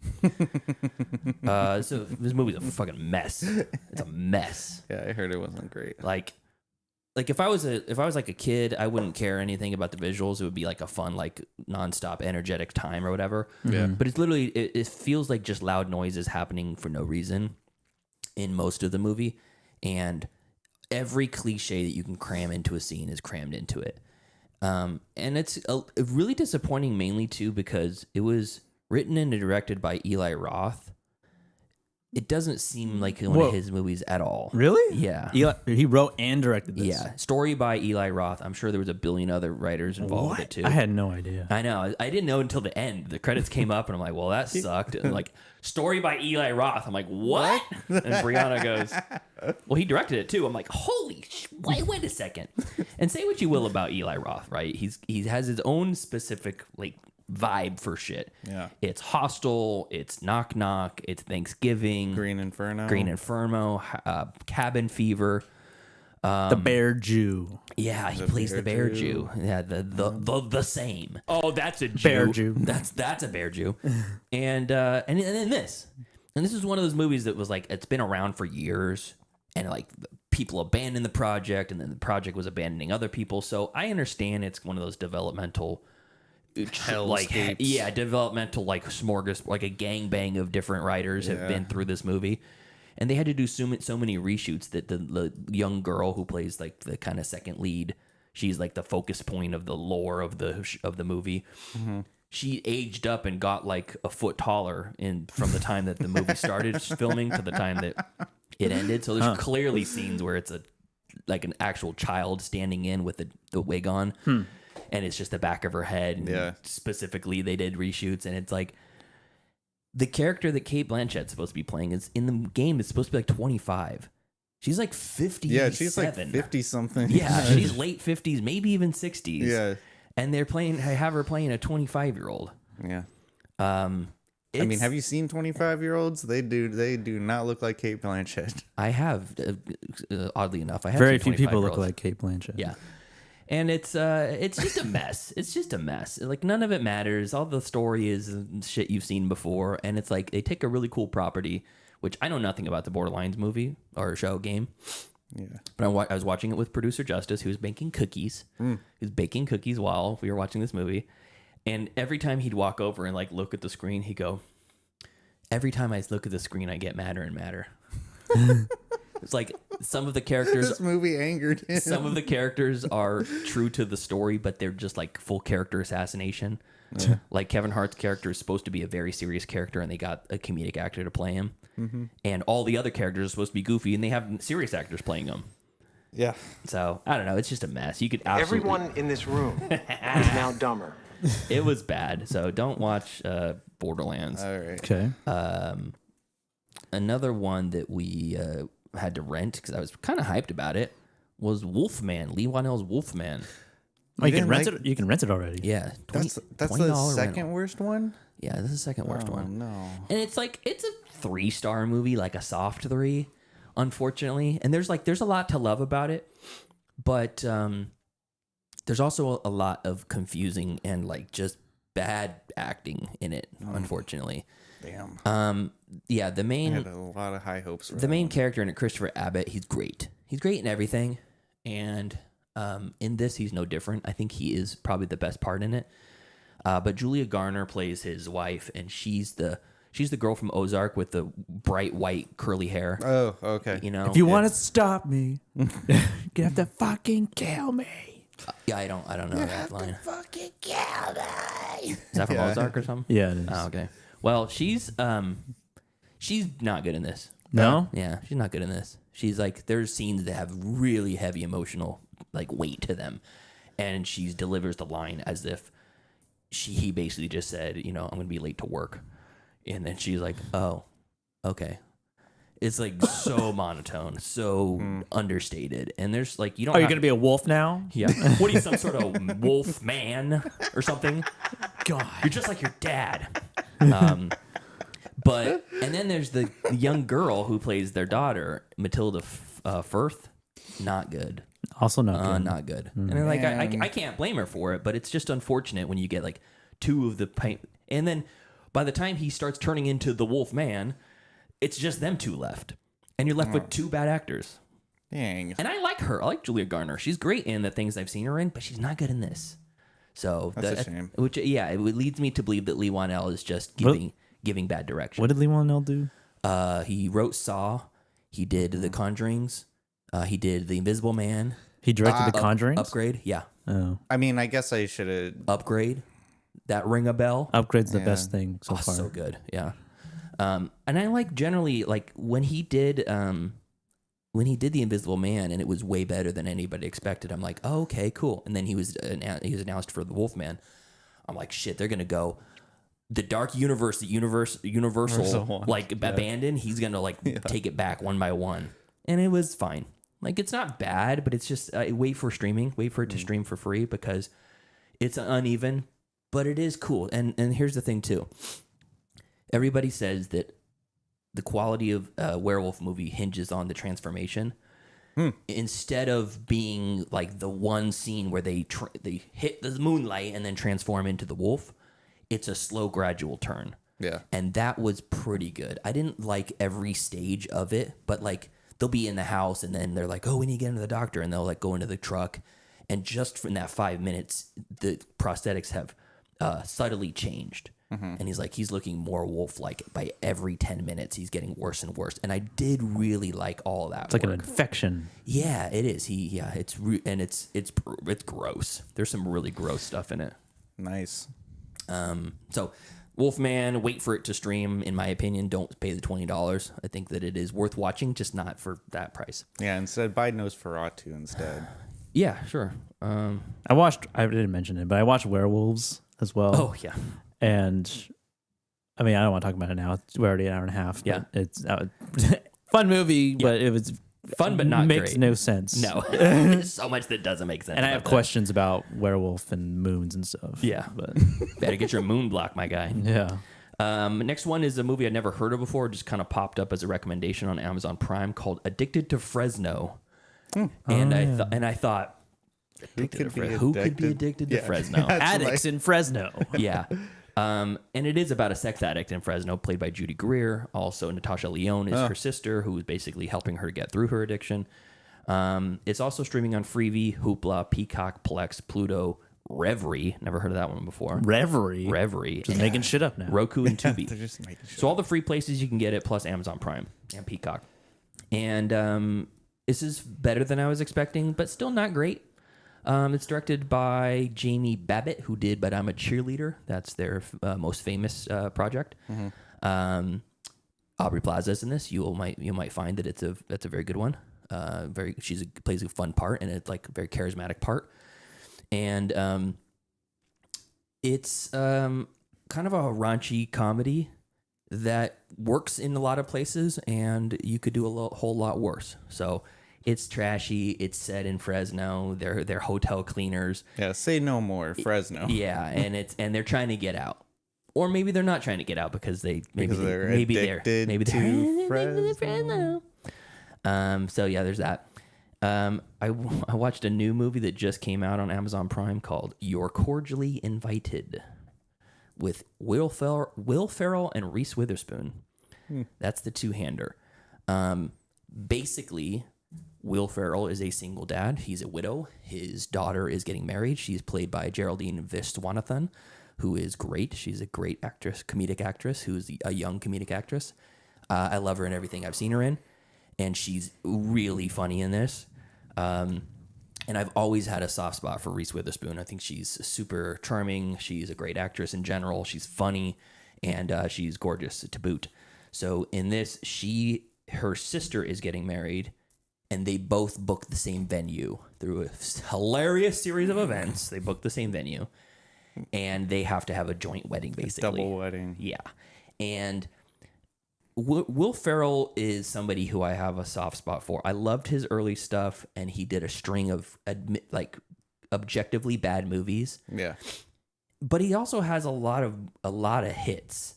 Mm-hmm. And I don't want to discredit that because this feels like peak Ferrell. Like there's some cringe stuff mixed in here, which you're gonna get with any Will Ferrell stuff. But there's also a lot of heart, and it's really good editing, and the dialogue has some really great writing. This is written and directed by Nicholas Stoller, who also wrote Forgetting Sarah Marshall, directed Forgetting Sarah Marshall. He directed Neighbors 2, the sequel. He also wrote and directed Bros, that gay rom-com comedy from a few years ago with Billy Eichner in the lead. So he's got a track record, and I think if the comedy of those movies worked for you, you're gonna like this. If it didn't, you're not gonna like it. There's some very hard-edged humor in here, and then there's some very like cheesy rom-com sort of stuff. But Will Ferrell is in peak form, in my opinion, in this. Right. Yeah. So listener Steven spent probably... He live tweeted this movie while he was watching it on Facebook. Oh yeah, and fucking hated it. He's like actively stay away, run away from this movie, go in the opposite direction. And I'm like, I don't even know what I'm doing here anymore. I liked it. I thought it was pretty good. Yeah. So, but my number one recommendation is nothing new, but it is something that I revisited, and I thought that it was so much. It holds up in my mind. It was a great, hilarious comedy that is. Just fires on all cylinders, and this is Miss Congeniality. Oh, yeah. From the year 2000. I would agree. Streaming on Netflix. Mm-hmm. Okay. Michael Caine as the flamboyant gay pageant coach is perfect. William Shatner as the goofy but charming pageant host. Host. He's the host. Michael Caine is a pageant coach. William Shatner is a pageant host, and Candace. They say my birthday in that name, and Candace in that movie. Oh, really? Yeah. And Candace Bergen as the deranged pageant lead is fantastic. Mm-hmm. The girls that she interacts with is great. Sandra Bullock is charming and bumbling and funny and nails it. And she's so fucking hot when she comes out of that airplane hangar after getting the full makeover and overnight. Yeah. She walks out in that purple dress, and I'm like. I love it. To have the hardest in the boner year right 2000, now? my freshman year of high school, I was like, holy shit, Tyra Banks, who? That was my obsession back then. That's my wife. Yeah. She's so good and she's so funny. And Benjamin Bratt plays a very good opposite to her partner. Yeah. He's pushing her buttons and is hateful, but also kind of charming and hot or whatever. But she's great in this. So Miss Congeniality, if you haven't seen it, what are you doing? If you've seen it, hasn't seen it in a long time, now is your recommendation. It's a good weeknight movie. Yeah. Yeah, on Netflix. So that's what I got. Love it. Yeah. All right. Well, that does it for this week's show. You guys have anything else you wanted to say? If anyone has anything else to say, please say it now or forever hold your peace. Joseph? Chat? All right. Hey, Jack's in the chat. What's up, Jack? He's gone. Oh, okay. Right. And he's gone. All right. If you like Dexter, go watch. If you're watching the prequel I thought we series. had messages to play. Oh, yeah, I do. We'll do it on another episode that's not an hour and a half long. Okay. But yeah, if you're watching the new Dexter prequel series, go check out Let's Crash This Parade, all one word on YouTube. That's our friend Jack Fitzpatrick. He's got a great series, episode by episode breakdown. So. Yes. All right. So thank you to our cool ass yard duties over on Patreon. That's Javier, Heather, Michael, Steven, and Chris. If you want to support us too, you can do so at patreon.com/middleclassfilmclass or just watch on the YouTube. That helps as well. Until next time. Thank you for joining us as we gab and chatter, we stream, pick, and we talk about Paul Schrader and AI. And Carla Sofia Garzon. Yeah. Comebacks. And comebacks, yeah. Follow us later in the week as we review, what is that? Killing of a Sacred Deer. The Killing of a Sacred Deer. Follow us on Facebook, facebook.com/MCFC podcast, and send us an email, mcfcpodcast@gmail.com. Yeah, and follow us on Instagram at Middle Class Film Class. And follow us on TikTok at Middle Class Film Class and Twitter at Podcast of DFC. We made it. See you next time. See ya. See ya.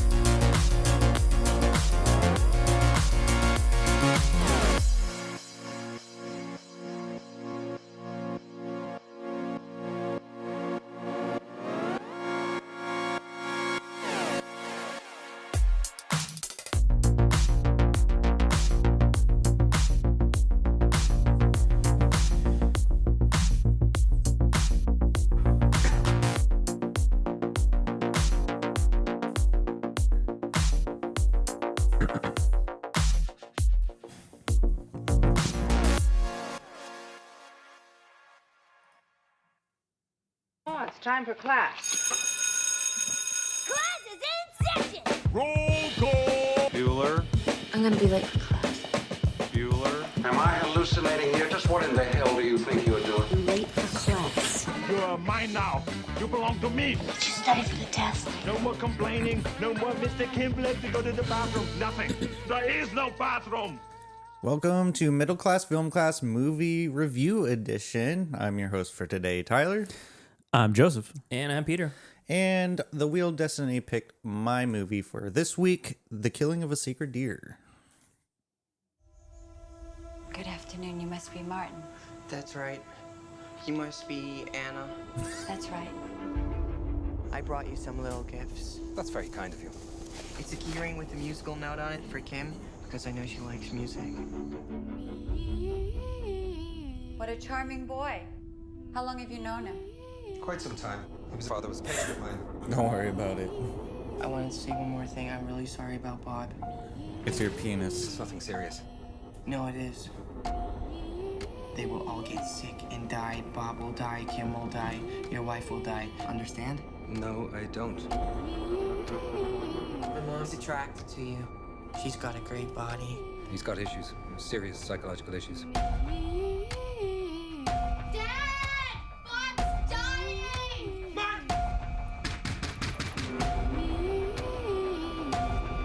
You do realize, Stephen, we're in this situation because of you.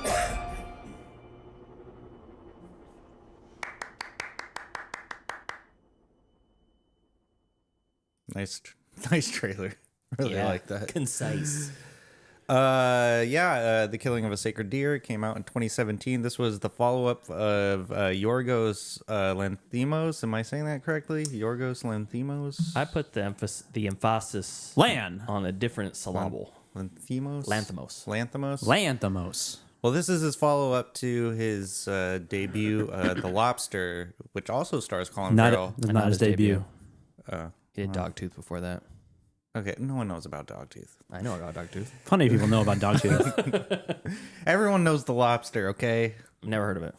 I guarantee you, if I asked my mom, she would not know what The Lobster is. Really? Also, that's not the word. That's not what debut means. Whatever. I don't care. Clearly. This is his follow-up from the Lobster, which I thoroughly enjoyed. That also stars Colin Farrell as well. It stars The Killing of a Sacred Deer. Stars Colin Farrell, Barry Keoghan, Nicholas Kidman. I heard it. Nicole Kidman. And Nicole Cage. Nicholas Kidman. Nicole Kidman, Rafi Cassidy, and Sonny Suljic. Yep. Who starred in mid-90s. Which I thought he was really good. Plays Atreus in God of War.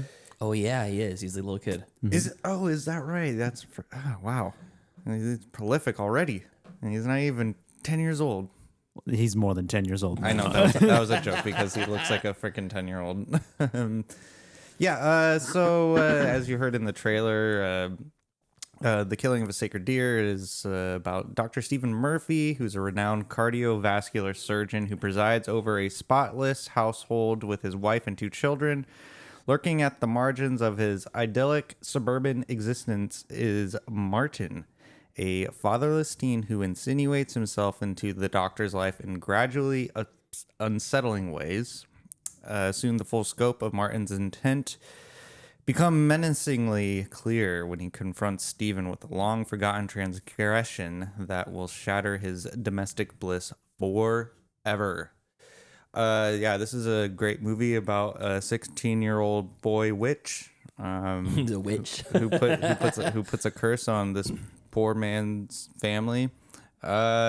This is my first time watching it. I've been meaning to watch it, and the reason why I put it on the wheel is because I knew I was gonna like it, and I wanted to discuss it in depth on air. So we'll just go around the room. Joseph, initial thoughts. Was this your first time watching it? How did you like it after watching it? Oh. I thought there was more after that. The cadence implied that. This is my first time watching this movie. I've seen The Lobster years ago. And I've seen his other projects, Poor Things and Kinds of Kindness most recently, The Favorite. as well as The Favorite. It's a good one. Have not watched Dogtooth. And then he's done a bunch of shorts, and he did a movie in 2001 called My Best Friend and a bunch of music videos. So I've only seen his more recent stuff. And I feel like Yorgos has a similar problem to what Nicholas Winding Refn has in the sense that he needs to work off different material other than his own for me to enjoy it. For example, Nicholas Winding Refn did Drive, which is based on a book, and it's a great movie. And then he did Only God Forgives and Neon Demon, which are both his original ideas, not based on anything. And they are not nearly as good as Drive, neither of them. Not a lot of stuff is as good as Drive, though, to be fair. Yes. It's a great movie. But that's the difference between them, is that it is based on something. And The Favorite is based on history, I believe. And then he has his own sort of fictional inclusions into that. And then Poor Things is based on a book. And I enjoy Poor Things a lot, and The Favorite as well. And then Kinds of Kindness, he goes back to his ways of The Favorite and The Killing of a Sacred Deer. And he has a writing partner, and his name... It's like Emilio... Efthimis Philippou. And so when they're together, you can tell, because the characters and the way he writes his characters, it's as if they all live in the same society in which they are not allowed to show emotion, or it's frowned upon to show any sort of emotion. Interesting. It's like Equilibrium. Yeah, or they are just like the most socially awkward people you've ever met. Bunch of oddists in your life, because they speak very bluntly and without any sort of fluctuation in cadence or anything like that. They speak like robots. My daughter had her first period last week. Yeah, we're very excited. Very off-putting. And even the first conversation between him and his anesthesiologist, Bill Camp, about the watch. Yeah. And he's like, "That's a very nice watch. Is that a leather strap? I prefer metal straps." It's just like this really random. You prefer metal? I prefer leather. It's chit chat, but it's like the most boring chit chat ever. Yeah. And not even like acted in a way that is human. Yes. It's very surgical, like, and he does it on purpose, obviously. Like he's going for that. And The Killing of a Sacred Deer is very much, I feel like, even more of what The Lobster was. The Lobster was a very outlandish idea in this like sci-fi world where you get turned into an animal if you don't find a partner, right? And this one is a little bit more grounded in reality, but in a sense, it's like whatever reality that Yorgos is living in. Sure. Greece. That's the daily life in Greece. It's how the Greeks were. It's how the Greeks talk. Eat an olive and a whole red onion, and then talk like this. Talk like Colin Farrell. And bewitch your doctor. And I have to assume that this is like as far as like dark comedies go, this is like as dark as you can get. Yeah. In terms of comedy. It's a dark and dry comedy. Yes, it's very dark and dry. Very dry. Because there are moments like when he's talking about like this, like eating spaghetti like his father. And it's like, oh yeah, it's like everyone told me that I ate spaghetti like my father. Like whenever I eat spaghetti, they're like, "Oh, he's eating it just like his father." I twirl my fork and then I put it in my mouth. It's just and it's like the most like everyone else. And it's the most obvious thing. Then he goes on to say like, and then it turns out that everybody else, you could assume that I was very upset about that. I did laugh at that. And like almost more upset than when I found out my dad was dead. Yeah. Like really? And it's funny, but it's presented in a way in which it shouldn't be funny. You shouldn't be laughing. Yeah. Yeah. It's almost like it's just really weird to laugh. It's like like I'm being held hostage and they're telling me a joke and it's really bad, but I have to laugh otherwise he'll kill me. Sure. It's like Rocco telling the joke to the Italian mob boss in Boondock Saints. Oh yeah. I'm having a shitty day. Tell me a joke. So it's hard for me to say if I thought it was a good movie, but I didn't particularly enjoy it. Interesting. Yeah, I mean, I feel like it's equivalent to The Lobster in terms of enjoyment, where I just like it's just a hard genre of movie for me to latch onto and like I don't know, like find something that I like about it. Yeah, because I really didn't. I didn't have a good time necessarily watching it. It's more of me just going like, what? Okay. I can't remember. First watch? Yes. Okay. Yeah, Okay. So not because it wasn't particularly funny, but when it was supposed to be funny, I still didn't laugh because I just felt so weird. You're like looking around. Is that okay to laugh? Should I laugh now? Is that? Yeah. Maybe we had a sign on the screen that just said applause. Please or laugh. Yeah. Yeah, and I feel like it's a very particular type of person to really like love these movies because I mean they're out there. Yeah. Right. Yeah. But yeah, I just like this. So you didn't enjoy it? Specific version of Yorgos, I'm not a big fan of. Okay. Pete, I'm sure this is not your first time watching this movie. No, not my first. I've seen this before, and when you put it on the wheel, I'm like, all right, I guess I gotta watch this movie again. Jesus Christ. Okay. Tyler, are you bleeding from the gums right now? Your teeth in the front of your mouth are like blood red. Oh, it might be from the Skittles. Oh, okay. Great thing to eat right before you're going on air, so you have to suck the red 7. Just washing dye. it down with a Pepsi. And you wonder why you're run down all the time. Eat some fruit, boy. Please continue. Okay. There's fruit in Skittles. Yeah, you're right. It's fruit flavored. Yeah. Yeah, I mean, it's like I'm similar to Joseph in the sense that, like, I don't think it's a bad movie, but you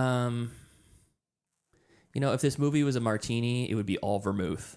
It is dry, baby. It's a dry ass movie. It's like I think similarly also about maybe Yorgos needs somebody to rein him in. Like he's a good director, but he's like gets stuck up in his own stuff, his own product that he gives because these shitty performances. But it's not like the dialogue that's bad, it's the performances that are bad. I mean, the dialogue itself is just kind of ho-hum, just having a conversation about a watch, and then it pays off later. But two people that are interesting and are good actors could make that conversation a casual conversation between friends, and then it comes back later because the kid has the watch, and you infer whatever you're going to infer from that. But it's like Yorgos is, I can only imagine on set. He's like, okay, no, too much emotion. Take it out of it. I want you to imagine that you are on like Quaaludes or something. I want you to imagine that you took a bunch of formaldehyde before this, and you're about to slip into a coma, but you got to get this line out before you pass out. That's what I feel like his line delivery that he's asking for, and that doesn't come from the script; it comes from his direction. Yeah. And then he did The Favorite, and Emma Stone and Rachel Weisz and Olivia Colman are just killing it, full of charisma. Rachel Weisz is probably the most subdued of that. But each one of the characters are like popping off with these great charismatic characters. Emma Stone has never been as magnetic as she is in that movie. And it's like, that's the same guy. And he's he's the director. It's not like it's not like a different director came in to make the act. So anyways, I'm thinking of his career as a whole rather than the movie, because I've seen the movie before, and I try to find like a deep meaning behind it, and I don't know if there is a deep meaning. More so maybe just themes. Yeah. And the themes that I could find, you know, on the second watch is like, it's a role reversal. It's a removal of power. It's taking power away from somebody who feels like they're very powerful. Doctors are idealized in society, and it's almost like well, he has nice hands. They say that a million times, and it's like, I have a feeling that has something to do with like the idealization of doctors in our society. It's like, Oh, you're a doctor? Oh, you must be a good person. There's asshole doctors too. Yeah. You know, there's decorated war veterans that are total assholes. Yeah. You know, that are bad people or racist. And it's like, it's okay to say that about this person just because you are this also doesn't mean you also can't be a cunt. Yeah. You know, and Colin Farrell throughout the entire thing is like proves over and over and over again that he's a bad person. The only one thing that he doesn't really do that you would expect him to, because he's a piece of shit the entire movie, is cheat on his wife. But he does objectively also not good things. Again, his wife is a consenting adult, but they're role playing an unconscious patient. Yeah. Oh, you want me to do the general anesthesia today? Okay. She gets naked, lays on the bed, and he sexually attacks her. You know, it's a role playing thing. So yes, they're both consenting adults, but it's like, that's the fantasy. You're a doctor. You deal with never people. done that before? You deal with people that are under general anesthesia, and what you're saying is, oh, I've always wanted to fuck one of them, but I can't. So I guess I'll just tell my wife to pretend like she's an unconscious victim. It's like, what? Yeah. What a loser. What a bum. You know. I mean, people have their fantasies, you know. Yeah, and they should be shamed for them sometimes. So no argument from me. Yeah. So I don't know. It's like. It's interesting, the whole parody thing. It's the pairing between, you know, his life and the child's life. And ultimately, like, I did find it the actual unraveling of once the family accepts the fact that this is happening. We don't know how, we kind of know why, but we've skipped past all of the, well, how is he doing this? Or whatever. It's like no one even comments about it. Like, he's doing it. He's making us sick. It's the lemonade. What's that? It was the lemonade. Yeah. And it's My like, mom loves it. I like the idea of him being a witch. I never thought of it in terms of that. That's what I thought the whole time. Okay, well, whenever Her sister was a witch! when you're holding a hammer, everything looks like a nail. When you're terrified of witches, everything that you can't explain is a witch. But I like that bit of it, and it's like it's a normal 100% world that everybody's just acts strange in. Yeah. But this guy, through his rage and revenge, feels like he can and does poison his family, essentially. So once they've accepted the fact, now the role reversal within the family of the kids now groveling and doing what their dad says and like begging for their life, basically, with the whole surreptitious begging too was so funny to me. Like, oh, why don't you just make it me, because I love my mother and brother so much that I would just rather not live in a life without them, and blah blah blah blah. And you're like, it's like a reality show. The people that are begging for votes on a reality show or something, saying whatever the fuck they need to say in order to get on to the next round, except for it's life and death. So, like, I don't dislike it, but just like Joseph said, it's like I have no desire to rewatch it. I had no desire to rewatch it this time, but I'm not mad I did. It just I watched it and I go, okay, I'm gonna have fresh eyes, and I'm gonna come up with this from the new perspective, and I'm gonna figure it out this time. What's Yorgos saying? And I watched it. I'm like, yeah, that's weird. Yeah, that's also weird. Why is he talking about the spaghetti? Okay. Is that a homage to Gummo? Yeah, I know. It's like there's so much strangeness happening. And then like the out of left field hand job. I always appreciate that in cinema. I feel like before I even was always appreciate it was it. revealed. Yeah. I feel like something is happening here. Yeah, for sure. So I always appreciate it out of left field hand job and or dance sequence. The Master has one. I wonder what the direction is there. The Brutalist has one. What was the God? What was that Matt Mickelson movie that I stream picked that had that jazz number? Oh, was the other one with Nicole? Another Round. Is that the movie Another with Nicole Round. Kidman jacking off the guy in what's that movie? Destroyer. Oh yeah, you're right. Destroyer. Yeah, she's jacking off some guy to get information out of him too. Now we gotta know how many times Nicole Kidman's jacked someone off on camera, in character. It's in her writer that she has to jack off somebody in a It's like movie. Tom Cruise on a motorcycle. Excuse me, Mr. Bay, Michael. I don't see my hand job scene in this one. I'm pretty sure my agent said over the contract, right? Yeah, TiVo in the break in the green room, fresh fruit every TiVo. morning, and I gotta have a hand job scene, no matter what. Anyways, I don't care if it's Snow White. Dopey's getting rubbed out. All right, so yeah, it's interesting, and again, I'm kind of going to a little bit deeper than I probably should on my initial thoughts, but you know what you're getting yourself into with a Yorgos movie. You know, no one goes into a David Lynch movie having seen 2 or 3 other David Lynch movies and goes, "What the? I wasn't expecting that." Like, you know what? I know what I was expecting. Mm-hmm. I was expecting a stilted dialogue, no emotions, and a plot that makes you go, "What?" Deadpan delivery, and a just interesting and weird and boundaries pushing sort of production. And that's what I got. And it was that.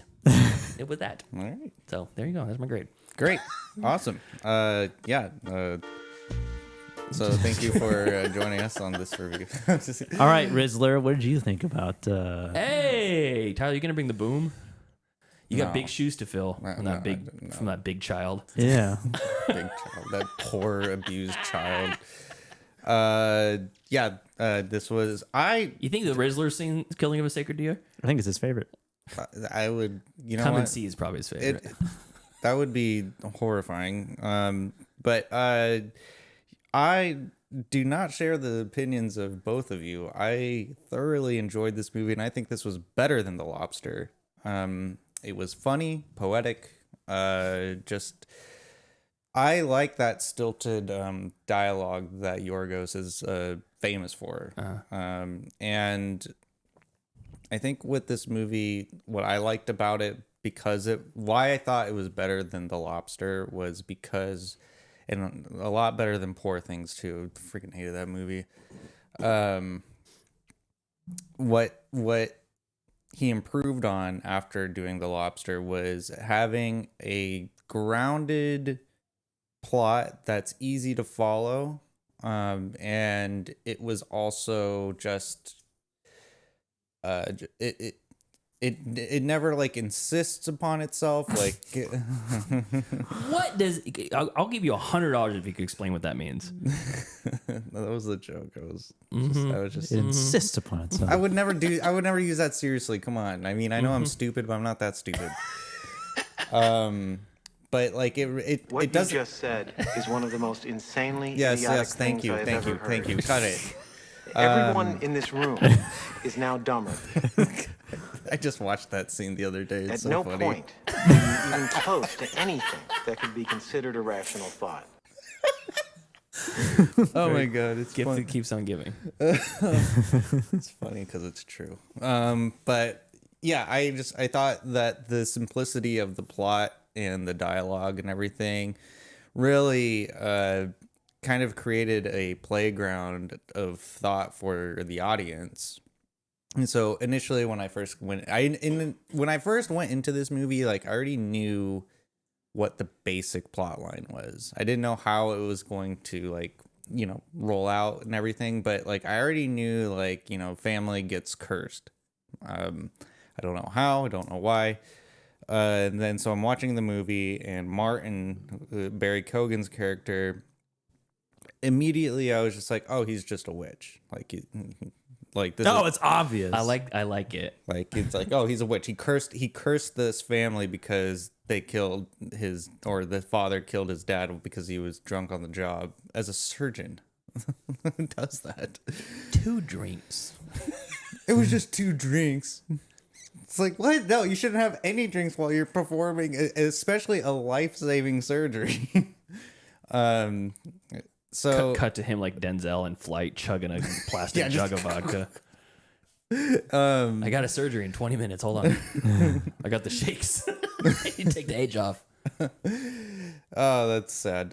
But yeah, I thought it was really easy to follow, and I really loved Nicole Kidman's performance in this movie. Like really kind of blew me away. I thought she was a very good supporting actress, and I wasn't much of a fan of the kids. They kind of were just like in the way of the story. Like I know like they're a main part of like the conflict that's going on with Colin Farrell and Nicole Kidman's character, but I mean I wish they were a little bit more in the background.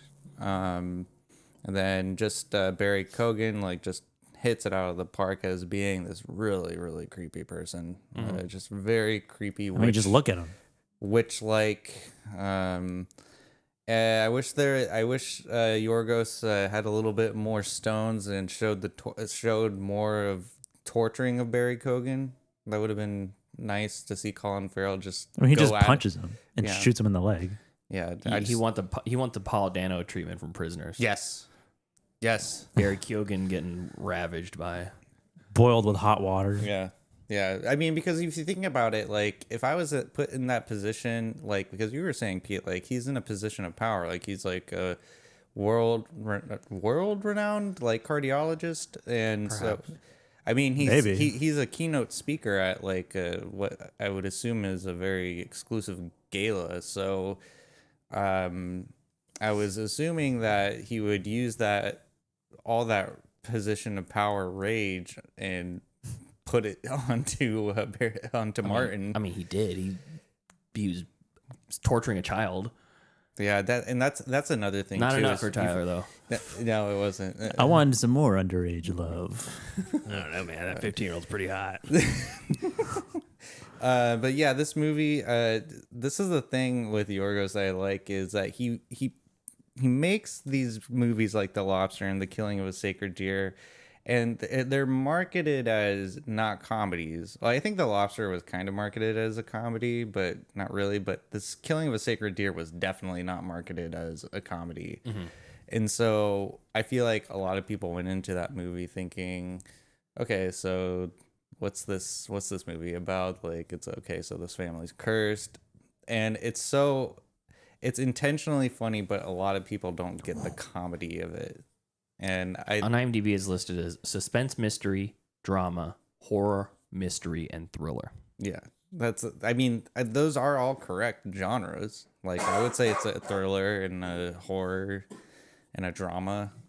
I think the interaction between Colin Farrell and Nicole Kidman was very strange. Since it's a comedy, what was the funniest part for you?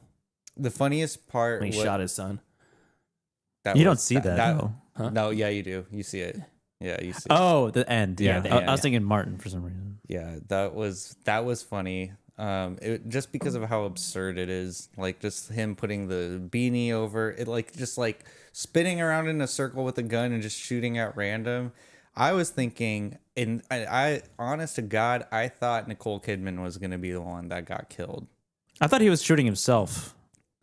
Well, I thought that would have been what we should have done. That's what he should have done. Yeah. He's the one who killed the dad. But if you think about it, though, like the rules of the curse is that he has to kill one of the family members. So if he killed himself, is he considered a family member? Or if he just kills himself, now they're just all duct taped and paralyzed to a couch. One of them's dying. Well, either way, he's dead, so it doesn't matter. So, Right? I guess so. Once you're out of this mortal plane, it doesn't matter what happens to the rest of the people. I guess so, but still, if he cared about his family, and Fuck he knew you, I got mine. If he knew I'm the out. rules, yeah, I mean, but who knows what happens on the other side? But I really like this movie a lot. I think there's a lot of metaphors that you can take away from about like the like addiction and how it can destroy your life, and then like talking about like the anger of grief and knowing the person that like if a person caused like your grief against you, feeling that anger and putting a curse on their whole family. It's really superficial stuff, but I just think that it was just a really well done movie, and you liked the hand job scene because it was out of left field. I was just like, of course that would happen. Of course. Typical. I saw Next thing you're gonna tell me that he's a witch. Oh, I forgot. He is one. How typical. But yeah, I was really entertained after I watched. But that. did you like the movie though? After I watched the movie, I was like, yeah, it's okay, it's mid. But did you like it? Yes, I loved it. I really did. I liked Definitely it. a mid movie. I liked it more than The Lobster. I appreciate the originality of The Lobster, but this movie was. So give us your Yorgos rankings. I would say, well, my top one would be Killing of a Sacred Deer. Second one, The Lobster. Third one, Poor Things. And those are the only works I've seen from him. So you liked it more than Lobster? Yes. Cool. And Poor Things. Oh. I hate Poor Things. Oh, I forgot about that. Freaking hate that movie. Biggest disappointment in my life. I don't know that you do. What? I don't know that you actually hate it. It's a strong word. Okay, dislike then, maybe? I didn't enjoy it. You can hate it. I know you can hate it, but it doesn't line up to what you've told us. What do you mean? That you watched it first, you said you were angry, and then you reflected upon it, and you're like, oh, okay, it's not that bad. Yeah. And then it turned back to hate. And then every time I look at your phone, there's those sex scenes with Emma Stone. I keep looking at your phone over your shoulder, and it's just they're gifs of the sex scenes. I can't get away. I can't get enough. Yeah, I really enjoyed Killing with Sacred Deer. Yeah, and I definitely will watch it again. Oh, tomorrow? No, I need it. You know what? It's kind of like one of those movies where like you watch it, but then you just let it simmer. You know, just let it sit. Oh, okay. What is it about this type of movie, I guess, that draws you? I think it just really, I think it highlights like the absurdity of just like us as human beings, and I think that. Oh, see. You don't. What do you mean? No, sorry, it was nothing. It just highlights the absurdity of like human nature, and I think Yorgos, what he expertly does, along with other like comedians who do that sort of kind of humor with like the stilted dialogue and just like putting characters in these extreme situations, is that they do it so deadpan that it highlights like, what are we even doing here? What are we doing? The one thing I'll say about Yorgos that I appreciate about that is specifically what you just said is it's almost like taking a situation that could be played as a melodrama or could be played as a high drama, removing all the emotion out of it and like stripping it down to the very basics of what the actions are. Yeah. I can appreciate that, but I feel like that works good in short films, you know? Yeah. The entire movie, there's no emotion. Yeah, there isn't really. And you know what? And I want emotion. I mean, he breaks down crying at one point. He gets angry at one point. Yeah. But that's the extent. Yeah, I think like anger is the only emotion that's emoted in this movie. There's not really any. I mean, jealousy too on Nicole Kidman's part, because she thinks that he's having an affair on her with Martin's mom, and that again, that scene where she like starts sucking on his thumb or finger or whatever, that made me laugh so loud. It was so funny. Wouldn't you if you saw Colin Farrell? Suck on his thumb? Suck on his thumb. Yeah. Well, suck on something. Yeah, charge. Yeah, guilty as charged. Guilty as charged. Hey, if I saw Colin Farrell, I'd be like, oh, hi, Colin Farrell. Also going on the board. We got some good drops. Outrageous Tyler. Yeah. I liked how the obsession, like throughout the whole movie, there is a weird like a pairing between Colin Farrell's character and Barry Keoghan's character. Like you think that they're very different, but at every single turn they are sympathetic on every single thing except for their watch band. He doesn't like the leather watch band, but Barry character does. Martin does like the leather watch band. Everything else, and I'm curious why that's it, but he's like, they both like fries and they save them for last. He says, oh yeah, I thought you're gonna have like be way hairier than me in your armpits, but you don't really have that much more hair than me. You're not three times hairier. Yeah, I mean, you're a little hairier than me because you're older than me, but it's not like that much. They both lie constantly. You know, he's lying to his wife. He's lying to his coworkers. And then Barry Martin is saying, lying about his mom having an affair with what's his name, or him flirting back to her or whatever. Yeah. It's a constant thing, and they're both gaslighting each other or gaslighting other people in their relationships, in their lives. It's almost like you're just as bad as I am, even though you think that I'm this terrible person because I'm doing this to you. You did it, and you won't even admit. You killed my dad, and you won't even admit it. Yeah, that's interesting because like they don't really go into what the mishap on that surgery was to lead to Martin's father's death. Like they just say he died on the table. Doctors are an interesting thing because when something goes wrong in a surgery, most of the time it's based. I mean, I'd say majority of the time it's a human error. Mm-hmm. Like if something would be slightly different and they executed something slightly differently, then the person could have pulled through. All that being said, it's a very, very high stress environment that it demands absolute perfection in some cases to be able to save this person's life. Yeah. So it's like you didn't get them sick, but through action, a slip of the hand, or you forgot to pinch this thing off before you cut this other thing, or whatever, this person is now dead. Mm-hmm. But the doctors are not held liable for the death because if you were to do that, then no one's going to be a doctor. Yeah. Like mistakes do happen. It is a human who's cutting you open, and that human may make a small slip and you don't make it through, and it's like the chance of success in these are not because the tumor is too far progressed. Maybe it is in certain cases, but it's like this is a really difficult maneuver. Yeah. And what I'm gonna do, I might fuck up. Three out of 4 times I'm gonna fuck up. But that one time, if you're one of the lucky ones, I'm gonna nail it right. They don't say it like that though, because then it's like you killed my dad. And then you get fucking the witch, Barry Keoghan the witch, coming after you and your kids. I wish my doctor would talk to me like that. They'd be like, "Yo, man, you got a tumor on your spine, and it says here your shit's all fucked up." And I've done this surgery before, but I've killed 4 out of the 5 patients I've done this surgery on. Are you cool with that? The last one made it fine. He's living a kick-ass life. Well, I mean, I guess if you're either gonna die of this tumor on your back, or you're gonna die trying to get rid of it, what's the difference? I mean, you get put under. Joseph, you know the film vault, right? I'm aware of the film vault. I'm aware of the film vault. So Bald Brian from there, he had a brainstem tumor. It was a non-operable tumor, still non-operable, and when he was diagnosed with it, it was like 2% chance of survival past 6 months. It was like almost 100% death rate of that specific type of tumor in that specific area. And he got signed up for this experimental cancer treatment called Avastin, and it was not even approved for human use yet. And he was a human trial for that. And he basically said, "I'm going to die anyways. Throw whatever you got at me," and it worked. Damn. And that was 10 years ago.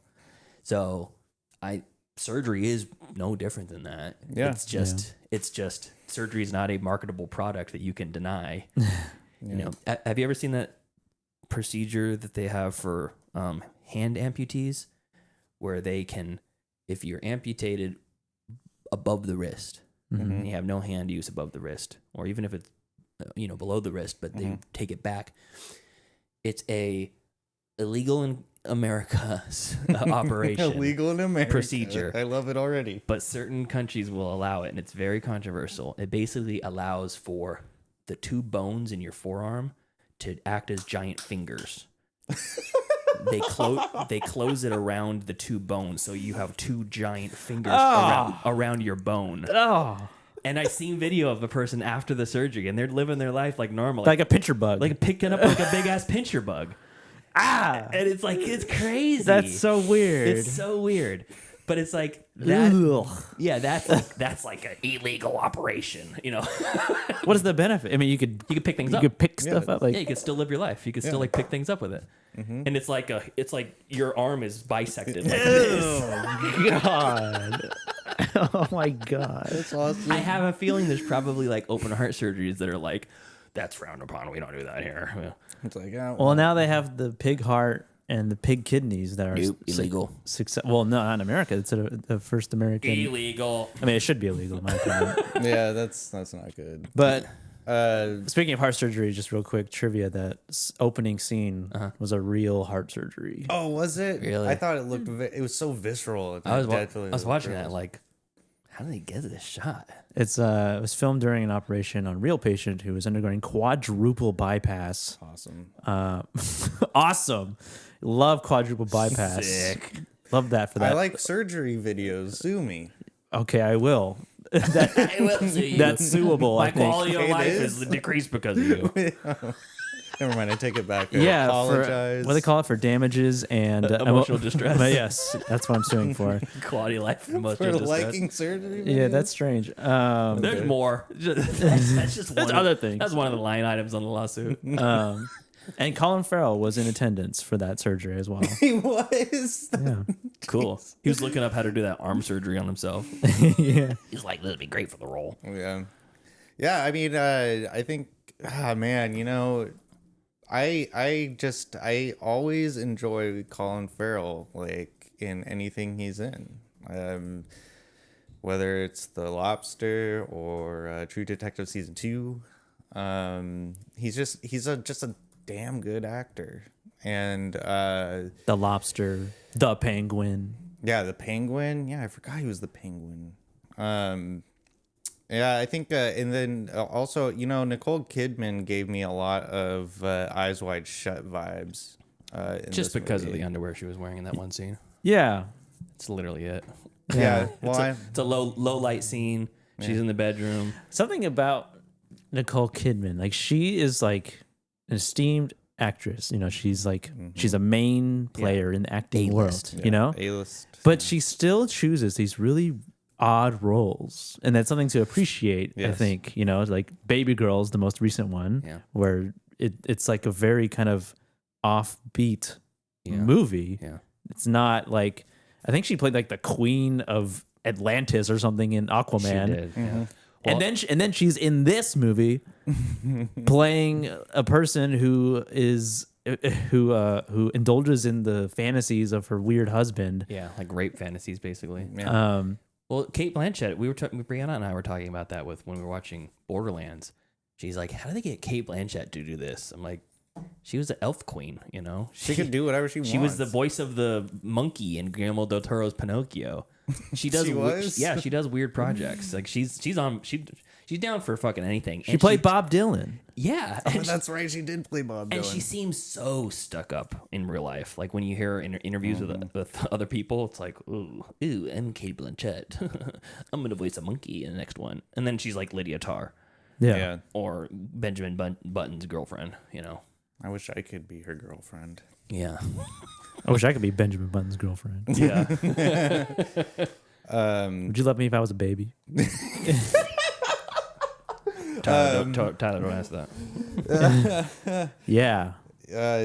I really wish that that Nicole Kidman was the one to sacrifice herself for the family. I was really hoping, after seeing the family all tied up with duct tape on the couch, which kind of strange anyway because they can't move, so why tie them up? But that's a good point.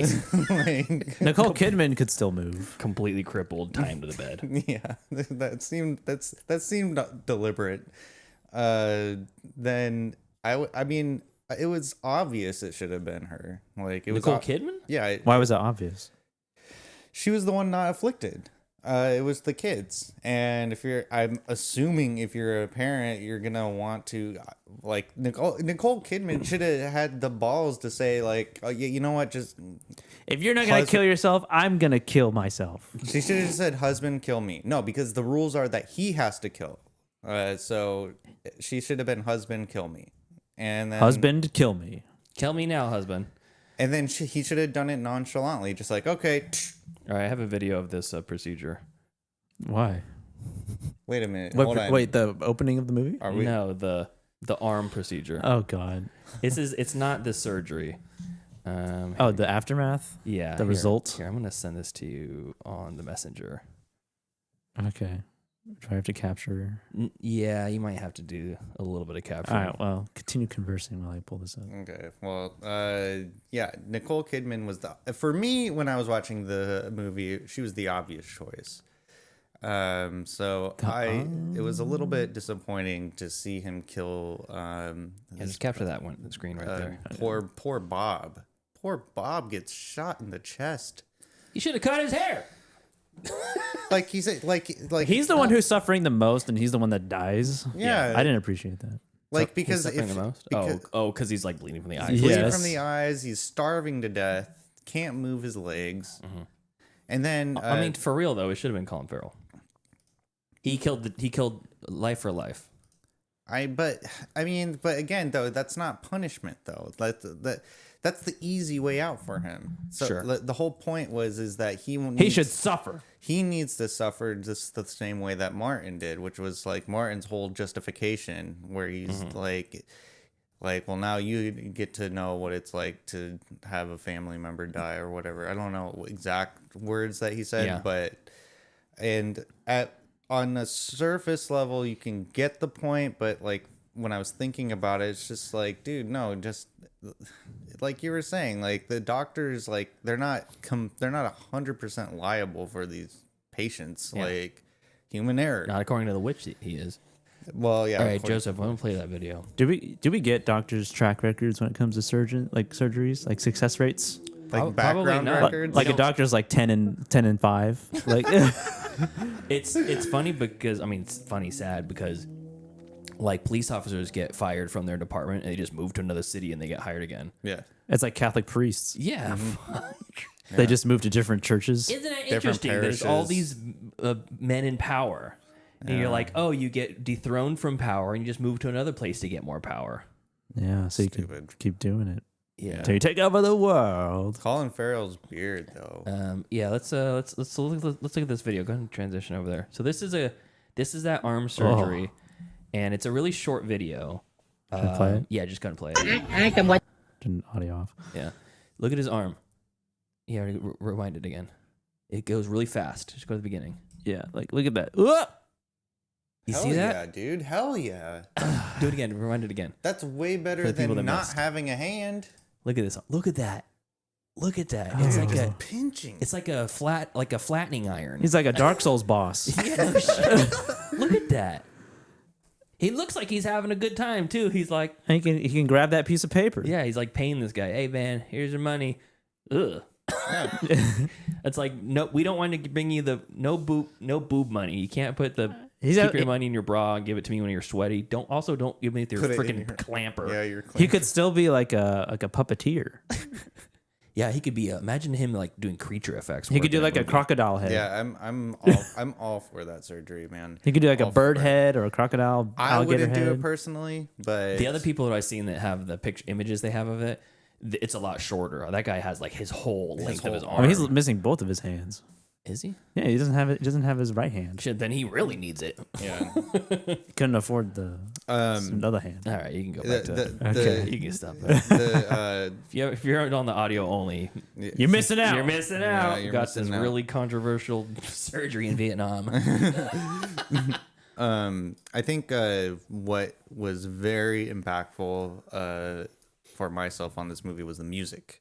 The ominous, like, ambient music. I feel like there wasn't hardly any music at all. There was a lot of music in it, and it actually you're wrong. There was a lot of music, almost every second of the movie. Really? It was actually a musical. Oh, okay. I love the musical number when he's like, people tell me that I eat spaghetti just like my dad. Mm-hmm. People tell me that I eat spaghetti like my dad. I think the most So help me. I think the most disturbing line, one of the most disturbing sequence of events is when Bob he gets paralyzed, and in desperation he tries to make him walk. He's like, "All right, let's go for a walk," and then he just keeps falling over, which was hilarious. I think it's not supposed to be funny. The most unsettling scene was that like, is supposed to. Are you kidding me? Not. Oh, I was laughing every time. Yeah, you laugh at other people's plight. And people with like genetic disorders, yeah, that die. They die from it. They die from it. That's hilarious stuff. It's great. I love the part where he got gunned down in a blaze of fire because he's trying to save his son's life. Classic. Hilarious. What is this? My name is very fucking confused. What's your name? It's California Jack over there. No, that was funny every time the kid kept dropping. And would you laugh at a paraplegic who fell out of their chair? Right now, he's doing it now. Tyler's feel-good comedy of the century so far is Schindler's List. Hilarious. All that Schadenfreude. I don't think I would immediate. It would depend on the situation. Honestly, it would depend on the situation. But the only time I immediately no, I would not laugh at a paraplegic person falling out. The only thing wheelchair. I think you would. That's why I can't bring you around. Whenever someone with a disability rolls up, Tyler has to leave the room because he can't stop laughing. Have you ever seen those like Facebook and Instagram reels where it's like little kids when they see someone deformed in public and they just stare intently. What's wrong with your hand? How'd your hand get like that? Yeah, that's me. Mom, can I touch his hand? Yeah, I'm like a. You look weird. I'm like a moose. Why do you talk like that? Tyler hasn't moved past that phase in his life where he's like, look at that guy. He looks different than me. You see that guy over there? His arm looks like a fish fin. No, not in all seriousness. No, I wouldn't laugh at someone who was disabled. But I did laugh at this paralyzed kid falling down every so often out of bed. And okay, but anyways, getting back to my point. When's this? Can we talk about that for a second? But getting back to my point, I have nothing else to say about this movie. Well, I do. So getting back to my point, the one scene that creeped me out, like where like I kind of like side-eyed it a little bit, was where the kid falls out of Colin Farrell's arms in the hallway of the hospital because Colin Farrell is desperately trying to get his kid to walk because he's in disbelief. He's just like, "Come on, you crazy son of a bitch, walk." You're playing football because your old man did. And so he falls in the hallway and he's like, okay, let's play. You want to play a game? He's like, what game? And it's like, well, I tell you a secret, and then you tell me a secret. Oh, God. And then, Oh, God. Yeah, I forgot about that scene. Thanks for bringing that up. I almost forgot. I almost washed it out of my mind. Whoever has the best secret wins. And then he just goes on waxing on about how he jacked off his brother while he was asleep. His dad. Oh, yeah, that's right. His dad. Oh, it's even worse. I thought it was his brother, not his dad. But now I see why Tyler liked this movie so much. And I just remember it was just like, oh my God, and what the hell? Why would you tell that to your son? Joseph, have you ever seen The Cell? Yeah. Those dreams are what I imagine inside of Tyler's mind looks like. What? Oh God. Yeah. And so I thought that was a very, very off-putting and disturbing scene. And then one of the most more uncomfortable scenes was when he's trying to get his son to eat, and he's just like shoving a donut in his mouth. Oh yeah. And I was like, Jesus Christ, man, he's not eating. Stop it! You're gonna kill him. But if he doesn't eat, he's gonna die. Well, and then they finally come to the logical like conclusion of, oh, well, let's just put feeding tubes in them. Yeah, and I was like, why didn't you just think of that in the first place? Now you're trying to choke yourself to death with a freaking donut. The donut looked delicious. At first, they think it's like a psychosomatic disorder. Like he's faking it or it's just an all mental thing. Mm-hmm. But obviously, it didn't turn out to be. They didn't take into account that he could be cursed. It could be bewitched. Yeah, he is bewitched. I mean, also it's like the movie also takes what society is generally confirmed as true, like doctors are infallible, doctors are this high respected, they're good people, this sort of thing, and turns a lot of it on its head. In the same regard, he's in the hospital with his kids, they're clearly dying, and everyone's like, there's nothing wrong with them. So fucking leave us alone, I guess. Yeah, you can stay here and pay your children to stay here or leave. I mean, that's a scary thing to think about, though. Like, is like if there's something seriously wrong with you, and then like they do every single test on you, and they're just like, we can't find anything wrong with you, and you're like, but I'm in pain, my body, I can't move my legs for Christ's sake. I'm upset. Yeah, there's a movie I stream picked a while ago with Riz Ahmed. What the hell was it called? He plays like Mowgli, I think is what it's called. He plays a rapper, and he starts developing this like mysterious condition where his muscles are atrophying, and he's just going doctor to doctor trying to figure out like what's happening to him, because he's on the cusp of like being an opener for like this big time artist, and this happens to him, and so it's like a lot of that. By the end, he looks like the puppets from Wienerville, big head and little tiny bodies. Going back to what Pete said about like Yorgos's directing and for this genre of his movies, because I feel like he has two different styles of movies. The better ones, and then there's this one. The readily accessible ones, and then pure Yorgos. It's like my favorite perfume. It reminded me of Yorgos. You were talking about like an actor when they're doing a scene, they're making the movie, and they're like putting emotion or a little emotion to it, and you're just like, no, we don't want that. Yeah, fuck that noise. Is it like his pitch, and what I imagine his pitch to like his producers or to the studio or whatever? It is similar to how the pitch that George and Jerry do in Seinfeld to his show. Always comes back to Seinfeld.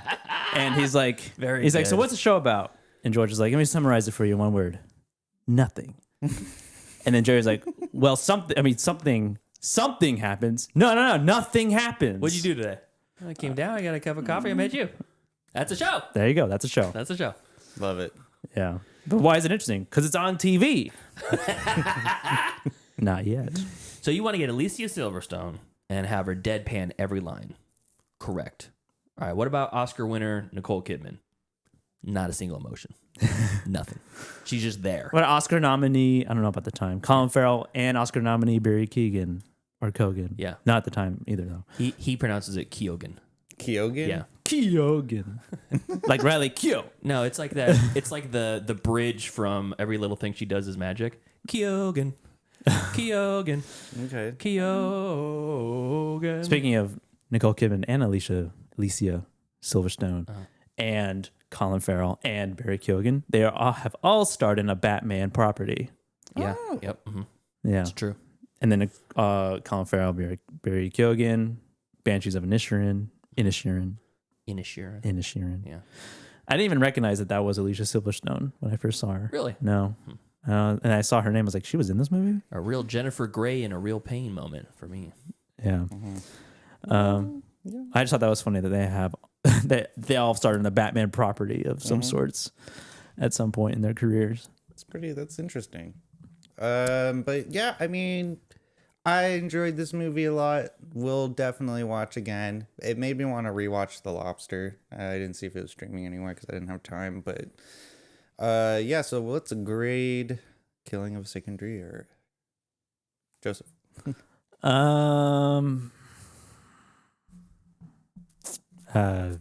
don't know. It's really hard to grade. I have no idea. I guess like a B-. Okay. Yeah. Good. I mean, B-. I don't have anything else to say about All it. right, cool. That's it. All right, Pete, what do you grade Killing of a Sacred Deer? I'm going to also grade it B-, Alex. Fair enough. Technically competent, very interesting, not my flavor. Yeah. It's bordering on a C, but it's too interesting. It's too interesting and thought-provoking to give it a C, but I just don't like it. So B-. Okay. It's like when you're getting a fountain drink, like a fountain soda, but it has no syrup in it. So it's like carbonated water. Yeah. Just a little syrup, but just not enough. Hint of Mr. Pibb. Yeah, exactly. It's like a LaCroix. Early Yorgos Lanthimos is the LaCroix of filmmaking. It's been said many times. Yeah. Wow. You know it's actually pronounced LaCroix? Yeah, I knew it was LaCroix. It's LaCroix, darling. LaCroix. Well, okay, so 2 B-, and it's going to be an A for me. Yeah, just... This is definitely a step up from The Lobster in terms of storytelling and comedy, and I can't wait to see his next film. Or Begonia. Did you watch Kinds of Kindness? No. That's his next film. Did you watch The Favorite? Oh, yeah, watch The Favorite. I'm curious what you think about The Favorite. Okay. All right. Yeah. Strong themes of Tyler would like in there, like lesbians. Oh, yeah, I do. Huge fan of lesbians, yeah, Tyler. I'm a huge fan of the lesbian community, yeah. I didn't say the community. Oh. Well, okay. Wow. I like seeing lesbians. I don't like that they exist. I said that. This guy is a piece of shit. But yeah, rest in peace, I guess. Yeah. Jesus Christ. Oh, I'm such a dick. I guess let's get to the wheel. 1 wheel, 8 slots, 3 hosts. This is the Wheel of Destiny.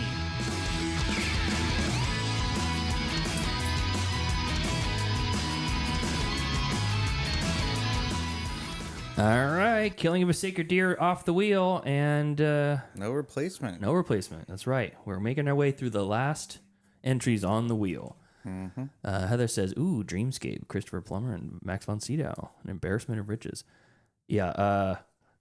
I was talking with Angry Otter. Says that he imagines that the freaky snake dream in Dream Quest or Dreamscape that he imagines was inside of Tyler's head. I've never seen the movie, so I can't comment on it. Maybe that could be a new bit. What movie scene is a dream is in my head? What? Huh? What language is even that? All I right, said what dream scene from a movie would be in my head. I already gave you mine to sell. Yeah. All right, so let's recap. So what we're doing for the people that didn't listen last week or the week prior or whatever. We are going through all the movies on the wheel. Right here. Here it is. Mm-hmm. And not replacing We're not replacing them. When we get to the end of the wheel, we're going to change formats of the show. And we're going to be working into broader scopes. Semesters, topics. Yeah. We're gonna I like change, the idea of semesters. We're going to change the rubric. Quarters. The syllabus will be updated once We'll have to do month. book reports. Ooh. Yeah. But on movies. Yeah. And essentially what we're going to change it to is we're going to spend the entire month of whatever, June, will be about one specific topic. It could be Jackie Chan movies, as hyper-focused as that, or martial arts movies, which is even broader, or, movies from the 1970s, black and white films. Neil Breen films. Whatever we want. And then when we choose the topic, we're going to basically have a list of movies to choose from, and we're going to let the Patreon members choose the movies that we watch. Movies that have under 5 stars on IMDb. Under 5 stars? Yeah. That's on IMDb. Oh, yeah. Oh, I think it was Letterboxd. I'm like, that's all of them. So anyway, so we're checking movies off the wheel now. Lars and the Real Girl is off. The Town is off. Flypaper from Angry Otter is off. Falling in Love Like Movies is left. Hell Comes to Frogtown is left. Those are both from me. Teeth from Tyler. Paul Blart Mall Cop 2 from Joseph. Come on. That's it. That's all we got. We got 4 left. And if it lands on... We probably should start working on what we're going to do. Yeah. Now we got a month. Basically, we have a month to prep. So I think we actually start planning it out now. A month is a good enough time to get the ideas solidified, get some lists out to the Patreon, and get people to vote on them. I'll have to engage everybody through, email and stuff like that. Because Patreon, a lot of people just don't pay attention to the Patreon app. So, all right. So let's give us a spin. See what we watch next week. If we land on a blank, I'm just going to respin.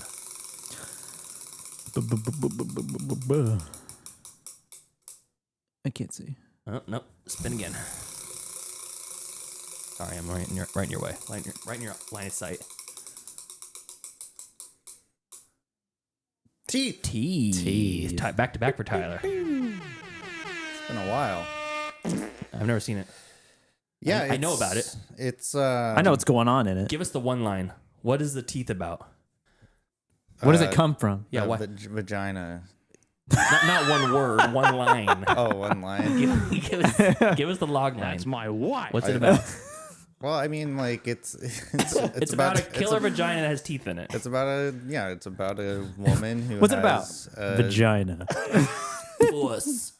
Yeah. Oh my god. This movie, I watched it like during my heyday of watching like every horror movie ever, and when this came out, I was like, teeth, vagina with teeth, biting off dicks, count me in. Biting off dicks. And it's crippled children falling out of wheelchairs. It actually has a little bit more of like heavy subject matter, and I think the only reason why this movie even got to the popularity it is because of the gimmick of the movie. But it's actually, I think it's pretty solid story writing. I haven't seen it in a while, so I wanted to revisit it. Cool. I think it'll be a fun one to talk about. Yeah. All right, let's see where it's playing. Just Watch, Teeth. Where is it streaming? I think you have to rent it for Nope. lots of time. Amazon Prime, Hoopla, Vudu, Ovid. That's a new one. Ovid. I'm just making this shit up. Plex, and Freevee. Yeah, so you can watch it on Prime or all the free places, basically. No Tubi, though, surprisingly. It feels like a Tubi movie. Yeah, it does. Oh, that's another category. Tubi movies. Tubi movies. Tubi originals. Yeah. Tubi originals. Tubi originals. Those are rough. Hour and 34 minutes. Yeah. Blissfully short. Yep. Cool. Anything else you guys got? Nope. All right. Later, Otter. Thanks for catching my absolutely fabulous reference. I was hoping somebody would comment on that. Okay, cool. So, thank you to our cool-ass yard duties over on Patreon. That is Javier, Heather in the chat, Michael in the chat, Steven, and Chris. Chris actually just dropped off a care package for me while we were recording. Oh, he was here? No, he just on the doorstep. But he was here. He was here. On the premise. He came, yes. He was here. Wow. Yeah, he was here. My nose knows. He made some 3D printed what is DVD case holders for me. He's experimenting with a couple things he designed. So Nice. I'm going to test them out for him. But anyways, if you want to support us at the Patreon, do so at patreon.com/middleclassfilmclass, or you can just listen on the YouTube page or watch here as well. Yeah. So until next time, thank you for joining us live or otherwise as we review Killing of a Sacred Deer and we gab and chatter. Follow us next week as we get closer and closer to our rebrand and reformat as we review Teeth, streaming on Amazon Prime. Follow us on Facebook, facebook.com/MCFC podcast, and send us an email, mcfcpodcast@gmail.com. And follow us on Instagram at Middle Class Film Class. Oh, and follow us on TikTok at Middle Class Film Class, and on Twitter at Podcast MCFC. That's it. No more voicemail. It's being deactivated. It's already is. Don't even try. We'll see you next time. See ya. See ya.